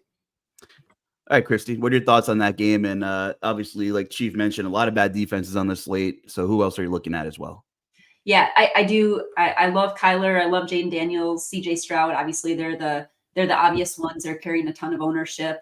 I think for tournaments, I really like Joe Burrow this week. I think that game, potentially could go a little bit overlooked. But guys like Jamar Chase, Justin Jefferson, we'll get to that in the receiver section. But I think they're going to go a little bit overlooked because we've got guys like Nico Collins and Marvin Harrison and some of those others carrying some ownership. So I like that.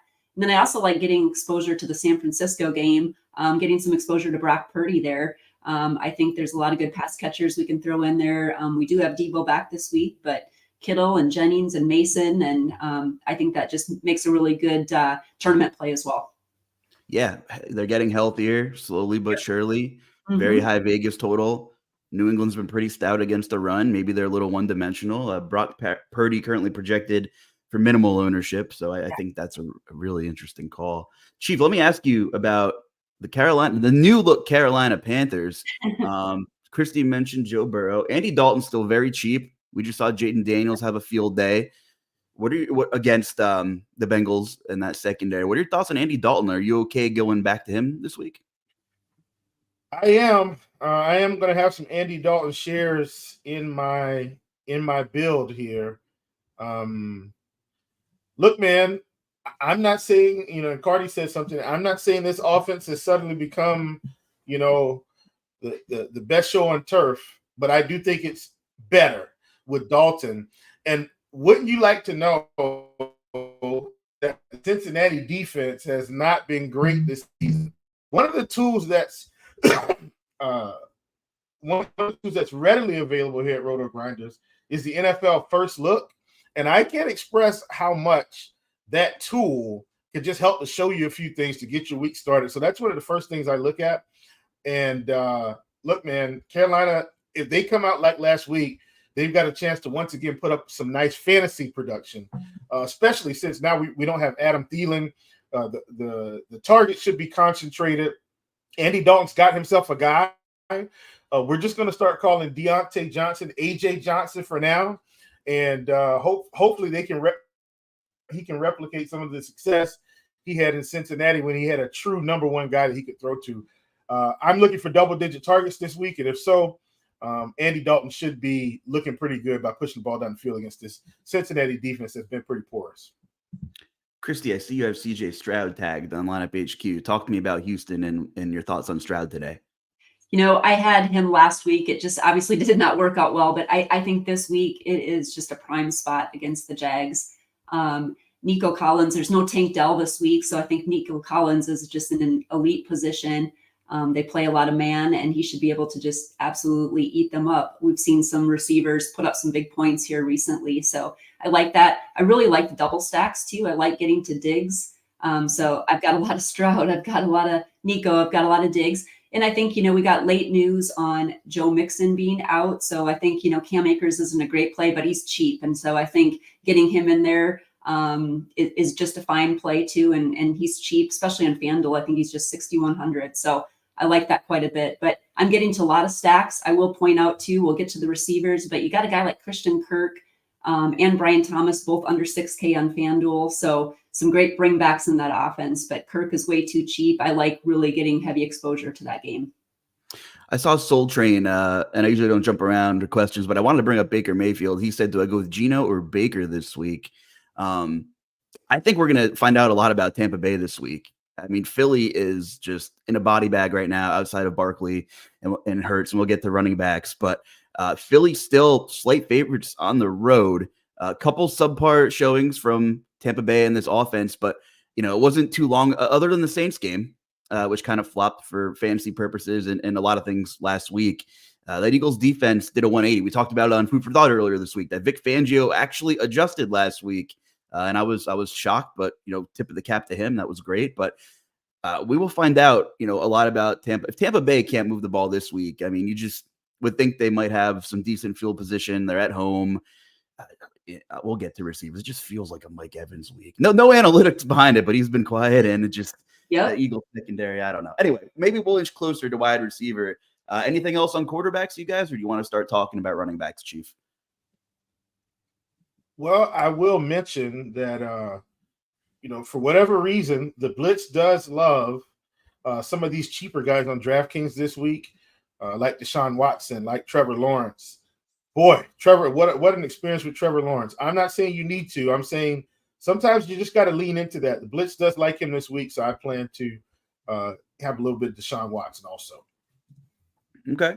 Let's jump into running backs then, Chief. I will leave it with you.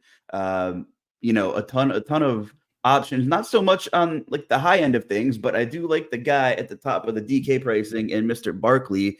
By process of elimination, he's the only stud skill player, well, depending on what you classify Dallas Goedert after last week's explosion.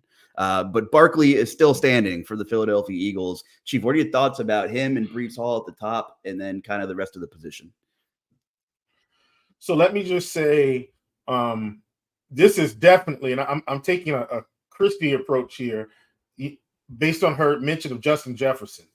I'm playing Saquon Barkley, my main team on DraftKings, because he's getting, a fraction of the ownership of some of these cheap guys. So at the top, he's been very productive. Projected around 10%, 9.2. But Brees is at 17. 14, Kyron 14, Jordan Mason 30. I get the price differential. I'm not overlooking that. But I'm saying Saquon Barkley has been probably one of the top weapons in football. If Christian McCaffrey was 8K, we'd play him. So why aren't we playing Saquon Barkley getting pretty much equal volume? I'm saying he's getting 20-plus rushing attempts and 4 to 5 targets a game. And, Jalen Hurts has a lack of weapons at his disposal, or a lack of top weapons. Let me say that, top-end talent. So I love Saquon this week, and I'm going to parlay that into Alvin Kamara also, who is also not getting much ownership this week. And I really love that game in the Dome. And so I decided I was just going to double stack running back, which is something that most people haven't done since the early 80s. I'm kidding. But nobody plans to double stack running back today. And this week, that's my zig where everybody else is going to zag. I think there are, enough cheap wide receivers with good volume, or cheaper wide receivers with good volume, that I can plug in today in the 5K range, 6K range, 4K range. And so I'm going to lean into the big running backs. Not saying I'm not going to play any of the cheap ones, but I mean, Barkley and Kamara are just getting so much volume. So I'm committing to them in my main team today. And I don't think we'll see that too much in tournaments. Double stack it running back. I'm looking at our current ownership projections. I guess I'm just surprised that we're seeing Bijan and Brees carry this ownership and not Barkley. I hope that's the case. I feel like maybe it'll kind of like meet in the middle a little more somewhere when it's all said and done. But Kyron Williams also a ton of volume, on the higher end of things. Jordan Mason obviously still a thing. I see some more yellow blips. I do like me some Aaron Jones. I do like me some Brian Robinson this week. They are in my builds. And Kristi, it seems like you're on that page as well. Yeah, absolutely. I like Aaron Jones a ton. I do. I mean, he's back to Lambeau for the first time, and when he's healthy, he can produce. And this seems like a great matchup for him. We've seen him put up, sometimes 2-3 touchdowns in a good matchup. So I like that a lot. I think he's a great price, really on both sides. But yeah, 6.4K on DraftKings is great. So I like him. Brian Robinson, I kind of thought would carry some more ownership with Eckler being out. I just thought, he'd be a little bit more popular, but I think he's a great play, someone I have a lot of exposure to. I absolutely love Chiefs Barkley call. I've tagged him as well. And simply for the fact that he comes in under, single digit ownership almost every week. He's expensive, but he's worth it. I mean, he's put up such huge games. So I love getting exposure to him. I have a lot of exposure there. I also like your Kyron Williams mentioned too. He's just been getting it done. And I prefer him to guys like Bijan Robinson, even Brees Hall. I definitely have more exposure there. So I like that quite a bit.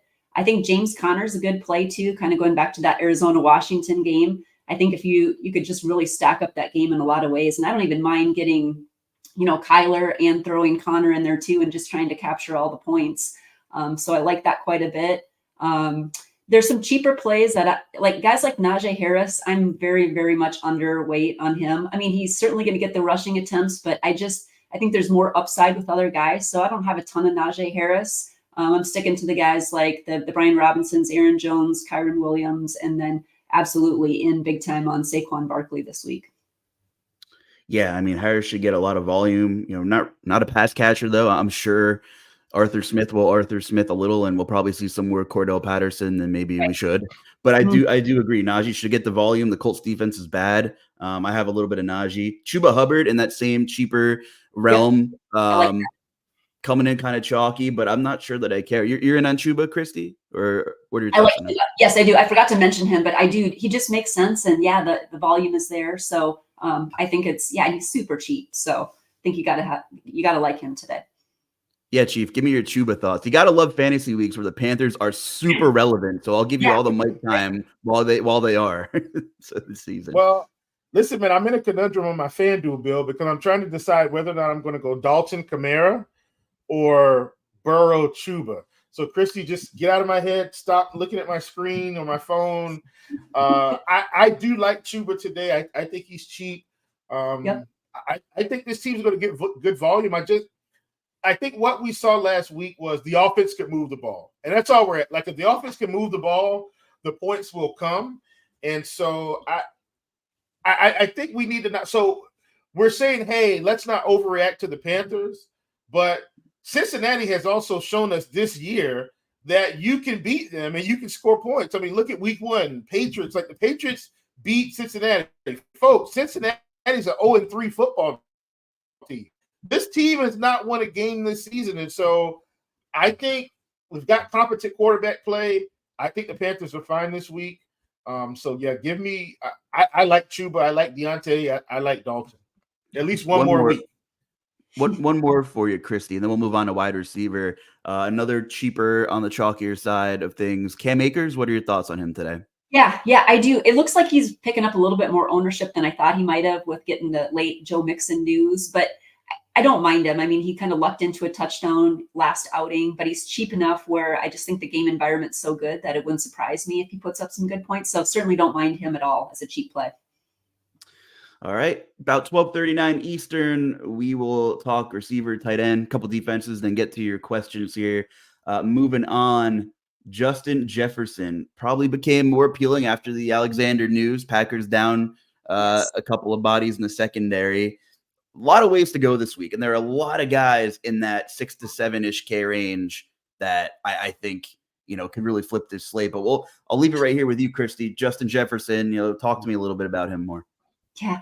Oh my goodness. Yeah, he did get more appealing with Alexander being out, but still, he's Justin Jefferson. I think there's a lot of question marks going into the season with Darnold at the quarterback, but he's just gone right back to being Justin Jefferson. So I think he's an awesome tournament play this week. I also think Jamar Chase, just at the high end, I think guys like that are just going a little overlooked because there's so many great plays that are kind of in that mid-tier even too. So, guys like Nico Collins, obviously going to carry a lot of ownership, but rightfully so. No Tank Dell. I think he's just a great play this week. One of my favorites. Rashee Rice. My goodness. I mean, the targets are there. He's just the focal point of that offense. So absolutely love Rashee Rice. Stephon Diggs. I know we talked a little bit about double stacks in that game. I think he's a great play. Marvin Harrison, he's shown that he can just absolutely smash and break slates. And he's, again, one of my favorite plays too, pairing him with Kyler, getting heavy exposure to that game. So I think he's a fantastic play. I know Chief talked about, guys like Michael Wilson. There's a lot of cheap plays. I love your Darnell Mooney call, and Chief will get to that, but I think that's a great, great sharp play this week. One exposure to him. A couple other guys like Trey Tucker. Comes in cheap. He can really make your lineups work. He obviously got a lot of targets there with Devontae being out. So he's someone that I'm getting exposure to. I know, Luuch, you mentioned Mike Evans. I think he's going wildly overlooked. And, that's the time when you want to get on some of those guys for tournaments. So I think that's a great call there. And then the last one, we talked a little bit about the Cincinnati game and like Chase, and I think even getting T. Higgins in there too. He's going to go overlooked too, but I do like that game environment and certainly want some exposure there. Yeah, Mike Evans. I mean, quiet start to the season. Yep. I like pairing Barkley with one of those Tampa Bay pass catchers this week. So I will throw it over to you, Chief. Talk to me about receiving. A random question. Sure. Random question here. Which one of these is real? Mike Evans has fallen off of a cliff. Travis Kelce has fallen off of a cliff. Neither. Like, what's actually true in this situation? I feel like Kelce, this can't continue. I feel like this can't continue with Mike Evans, but every week they roll out there and they're getting no volume. I would say Evans is probably less real than Rice because Rice just seems to be soaking up the volume for sure. But just want to get that question, and I promise I'll talk about some receivers. What are you guys' thoughts there? Go ahead, Kristi. Yeah, you know what? I haven't given up on either one of them, and I know Kelce is particularly frustrating, but I still have hope that he's going to come along and that he's going to be fine. I haven't given up, and same with Evans. So yes, is there maybe a little bit of pause to be concerned? Yes, but I still think they make great plays and I haven't given up on either one of them. And that's when they make fantastic tournament plays too. We could see Kelce just kind of show up and have a huge game. He's had some good looks. He's had a touchdown called back. So I think that the opportunity is there. And that's kind of what we love in DFS too, is getting guys like that when everybody else is really off of them. So I still think they're fine. Yeah, I'm kind of, I'm on the same side with Kristi to that regard. I'm not ready to write them off yet. Two great matchups. We'll get the tight end momentarily, but the Chargers are really banged up. I feel like if Kelce can't produce this week, then maybe we can circle back to this conversation on Monday, Chief. But yeah, so talk to me here at wide receiver. Do you like any of these Tampa Bay guys? Or am I kind of on a Are we? No one's really mentioned Chris Godwin in the chat or anything today yet. Right. I definitely think Godwin's on the list. He's someone where his production has come up in all three games versus last season. And I think it's real. I think the targets are going to continue to be there. And, this matchup, while it doesn't look like a high scoring game on paper, I also like spots where the production is going to be concentrated. So like when you look at Tampa Bay, we're saying all of the production is going to come from 3 to 4 guys: Baker, Evans, Godwin, one of Rachaad White or Bucky Irving. Like, that's where we feel like most of the production is going to come from. And when we look at the Eagles, we're saying, God, looking at this lineup, isn't it for sure 3 guys that are going to soak up most of it? Hurts, Barkley, and Goddard. Like, don't we think that's the case? And so for me, I like Godwin and I like Evans since we're talking about this game. And I think this game has the potential to have a little bit of back and forth if they get rolling. So, they're expensive. It's expensive. Like, playing Hurts and Barkley feels yucky until you look at how much of the production they're both going to get. And they're kind of tied to each other in a sense. So I like that side. Some other receivers that I like. Clearly, I like Deontay. Clearly, I'm in on Chase. T. Higgins is 5,900. Like, he could easily, be another guy that's somewhat of a slate breaker in that game. Has a little bit more, in my opinion. He gets a little bit of more of the downfield stuff. Not saying he doesn't get good targets, but Chase is going to just get there on volume and then catch a 20, 30-yard touchdown from time to time. He's got speed too, but that's Chase. Higgins is going to get the 30, 40-yard passes down the field. So I like him. So hear me out here.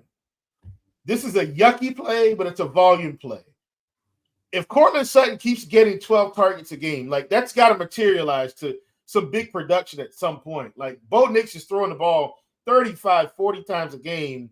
At some point, if Sutton has 8 catches for even 60 yards and a touchdown, like, that's going to be good production for a guy that's 5,300. So I wanted to mention him. Love Justin Jefferson. I love Nico Collins in this spot where we've seen the Jaguars give it up through the air either. As a result, inversely, I like Christian Kirk. I like Gabe Davis. I like those guys on the other side of that game. Last but not least, clearly I talked about liking Michael Wilson. I like Amari Cooper in this Browns game along with Deshaun Watson. And I've mentioned Darnell Mooney until I'm blue in the face. Please get Mooney in some of your lineups. I really like Amari Cooper this week. His price is too cheap. 4th in the league in targets. Bad first couple of weeks. A lot of uncatchable targets, couple of drops. Finally had a great game against the Giants. I like Cooper. Volume, a little bit of revenge game. And I think he's too cheap. I like George Pickens a little. I just, that Colts defense is bad. They play a lot of cover 3. I wouldn't play him and Najee together on the same team, but I think there's a chance, one of them have a really big day against this Colts defense, who have been pretty bad.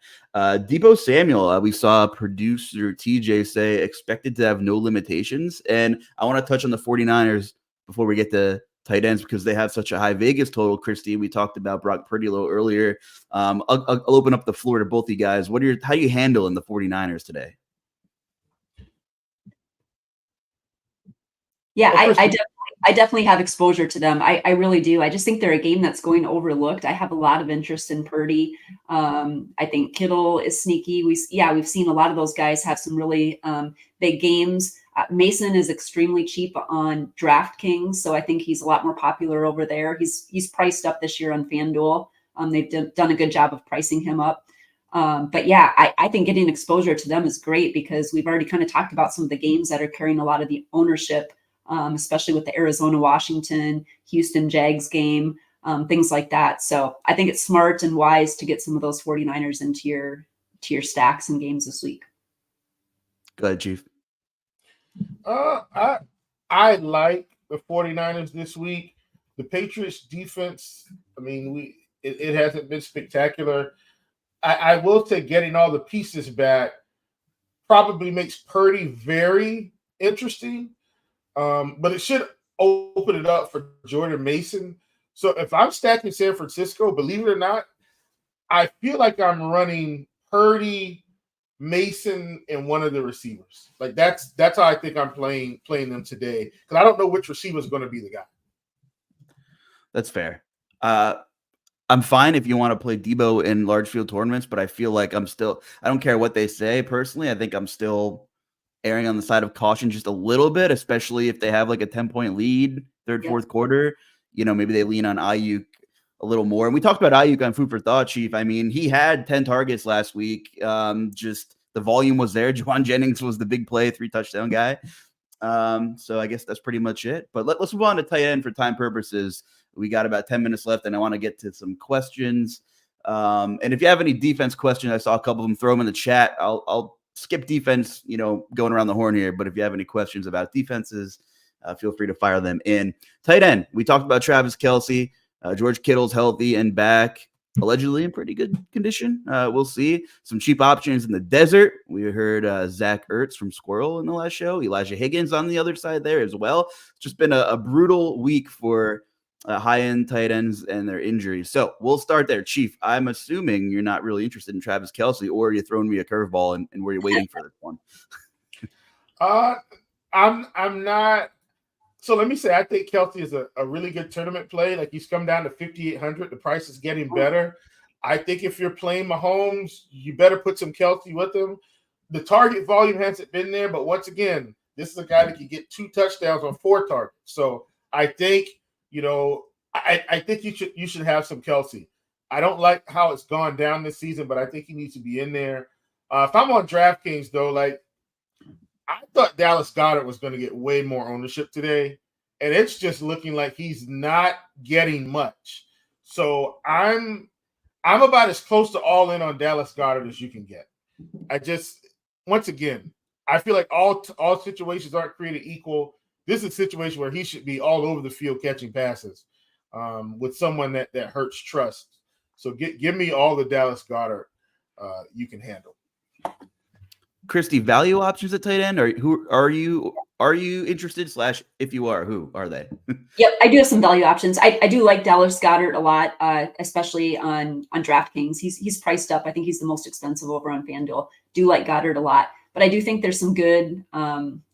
If you're looking to spend up at some other spots, I like kind of paying down at tight end this week. And so some guys that I really like, I obviously like Elijah Higgins, just at 3.1K. I think he'll be one of the more popular value guys. I think Tommy Tremble is a fine play too. He's super cheap. Throw in guys like Dalton Schultz, Mike Gesicki, Pat Freiermuth. We talked a little bit about, just how bad Indy is there. You had some interest in Pickens. I think Freiermuth is kind of a sneaky tight end play too. He's only 5K on FanDuel, I believe. And so he's right in the mix there. I like the Squirrel Zach Ertz call, just because, again, getting to that game environment, I think it's smart. I think we could see him score a touchdown. So yeah, I'm probably looking more to save this week than I am to pay up. But when I'm paying up, I like guys like Dallas Goedert and Brock Bowers for sure. But I think there's a lot of good cheap ways that you can sprinkle in. I like Kittle. We haven't projected at 2%. Again, I don't know if it'll be that low. Yeah. But if I'm paying up, I like Kittle. I think I have Kittle on 3 of my 7 teams. Maybe I'm coming in hot a little bit there. I don't know. But at that ownership, I'm willing to roll the dice. Absolutely. We'll find out more about Travis Kelce in about an hour as well. So interested to hear about that. Just for time purposes, let me just ask you each of this before I get the questions. What's your favorite stack, Chief, excluding the Arizona-Washington game? Saints Falcons. Ooh, I like that. Kristi, what about you? Mine is the Houston Jags. I have a lot of exposure to that game. CJ Stroud, Nico Collins, Stephon Diggs. Love it. No, let me go make a stack of that game right now.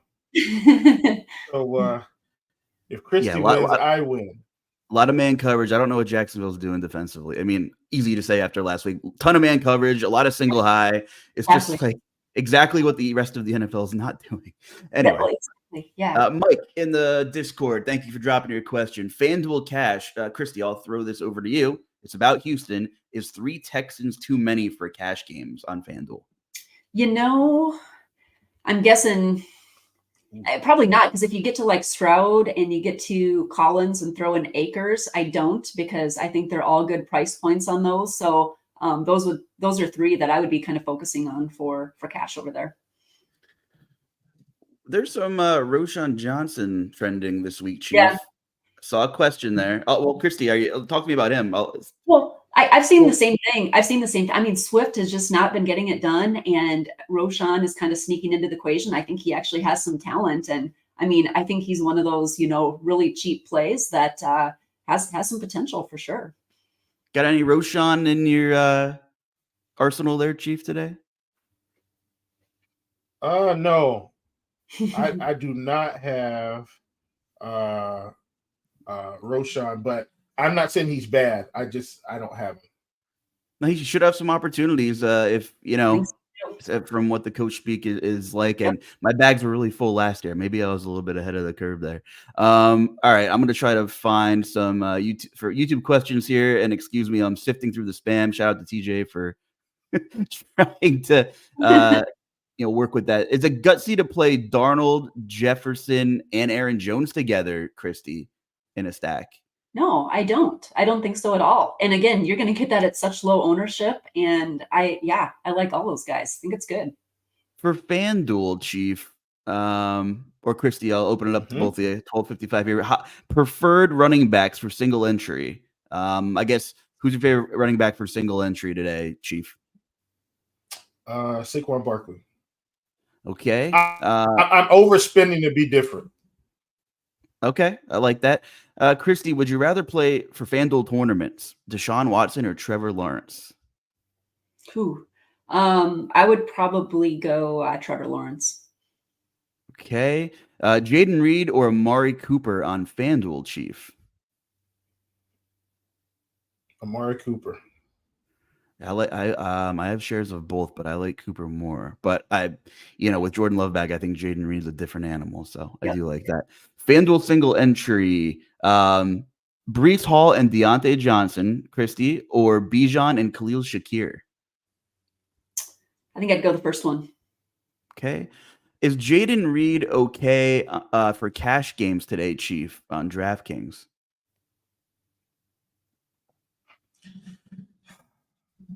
I mean, with Love back, you feel like he's going to be better, but I still think you can get some guys that have a little bit more stability. I don't know how they're going to handle Love today.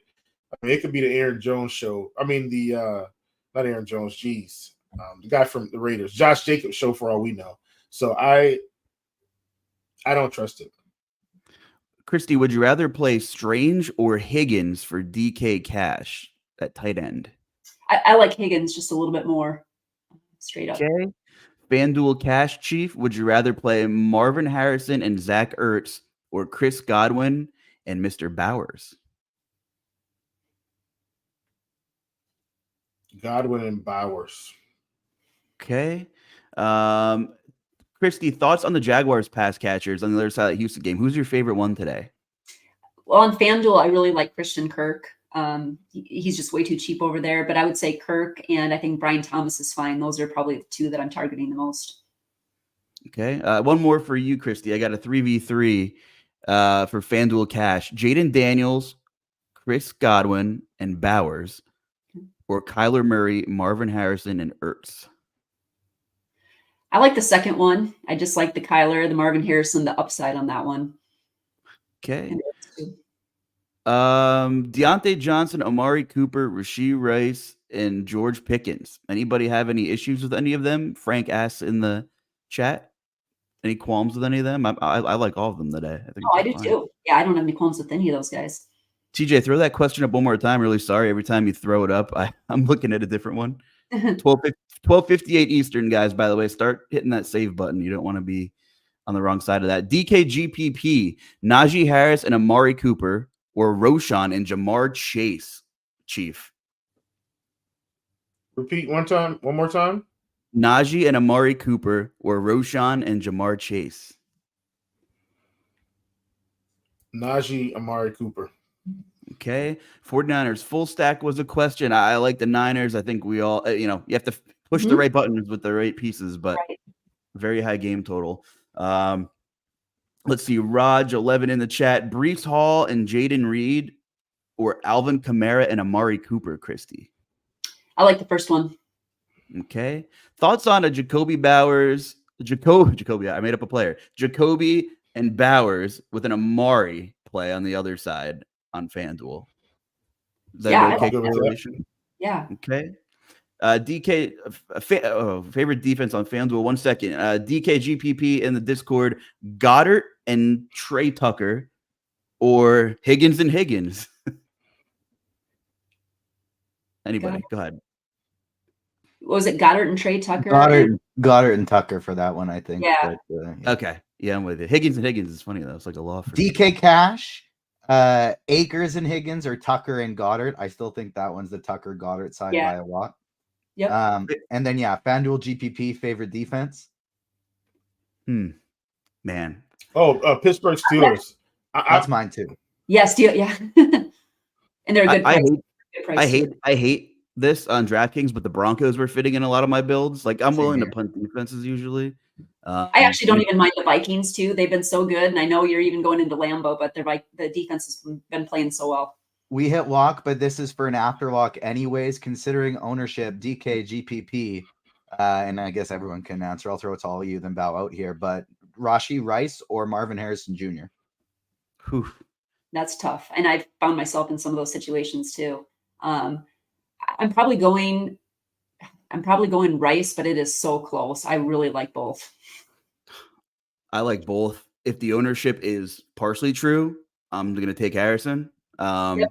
I have Harrison in my builds over Rice. Maybe I should have mixed up a little bit, but Rashee Rice has been incredible.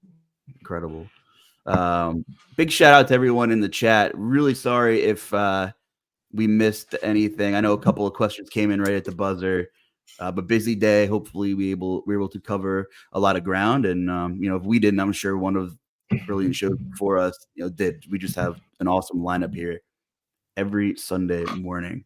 Yes. What's your hot take today? Someone give me a hot take. Like, give me something that's on fire. I feel like I'm going to get a Michael Wilson mention here, but not totally. Chief looks like he has some good hot takes. Let's see.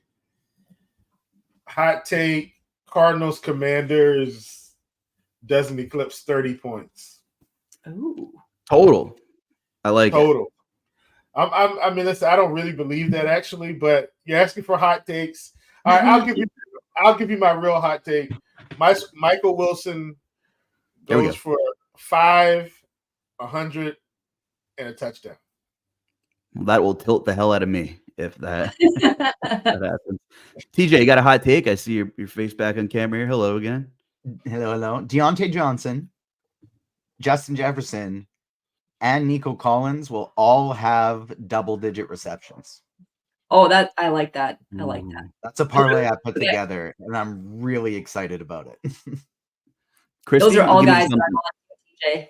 Yeah, I just think, Justin Jefferson, I just think is on all the tournament winning lineups. I really think. I think he's going to have a huge game and at lower ownership. So big on Justin Jefferson, but I'm basically on the exact same page as Kristi today. Like all the tags, we're usually pretty in sync. We're usually pretty in sync. But I wrote on the NFL or the MLB expert survey yesterday, I think it was. I was like, I was gonna say this. Kristi beat me, but it's pretty standard. But today, especially, like 100% locked in.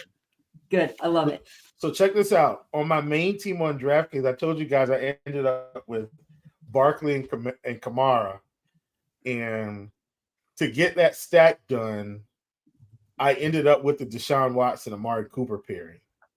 It's going to be an interesting day. It's going to be an interesting day. Let me just say that. It's going to be fun. Check back later in the day because Chief and I will be back for some NFL Sunday Night Showdown show.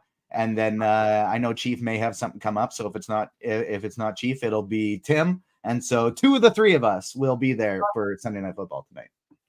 Awesome stuff.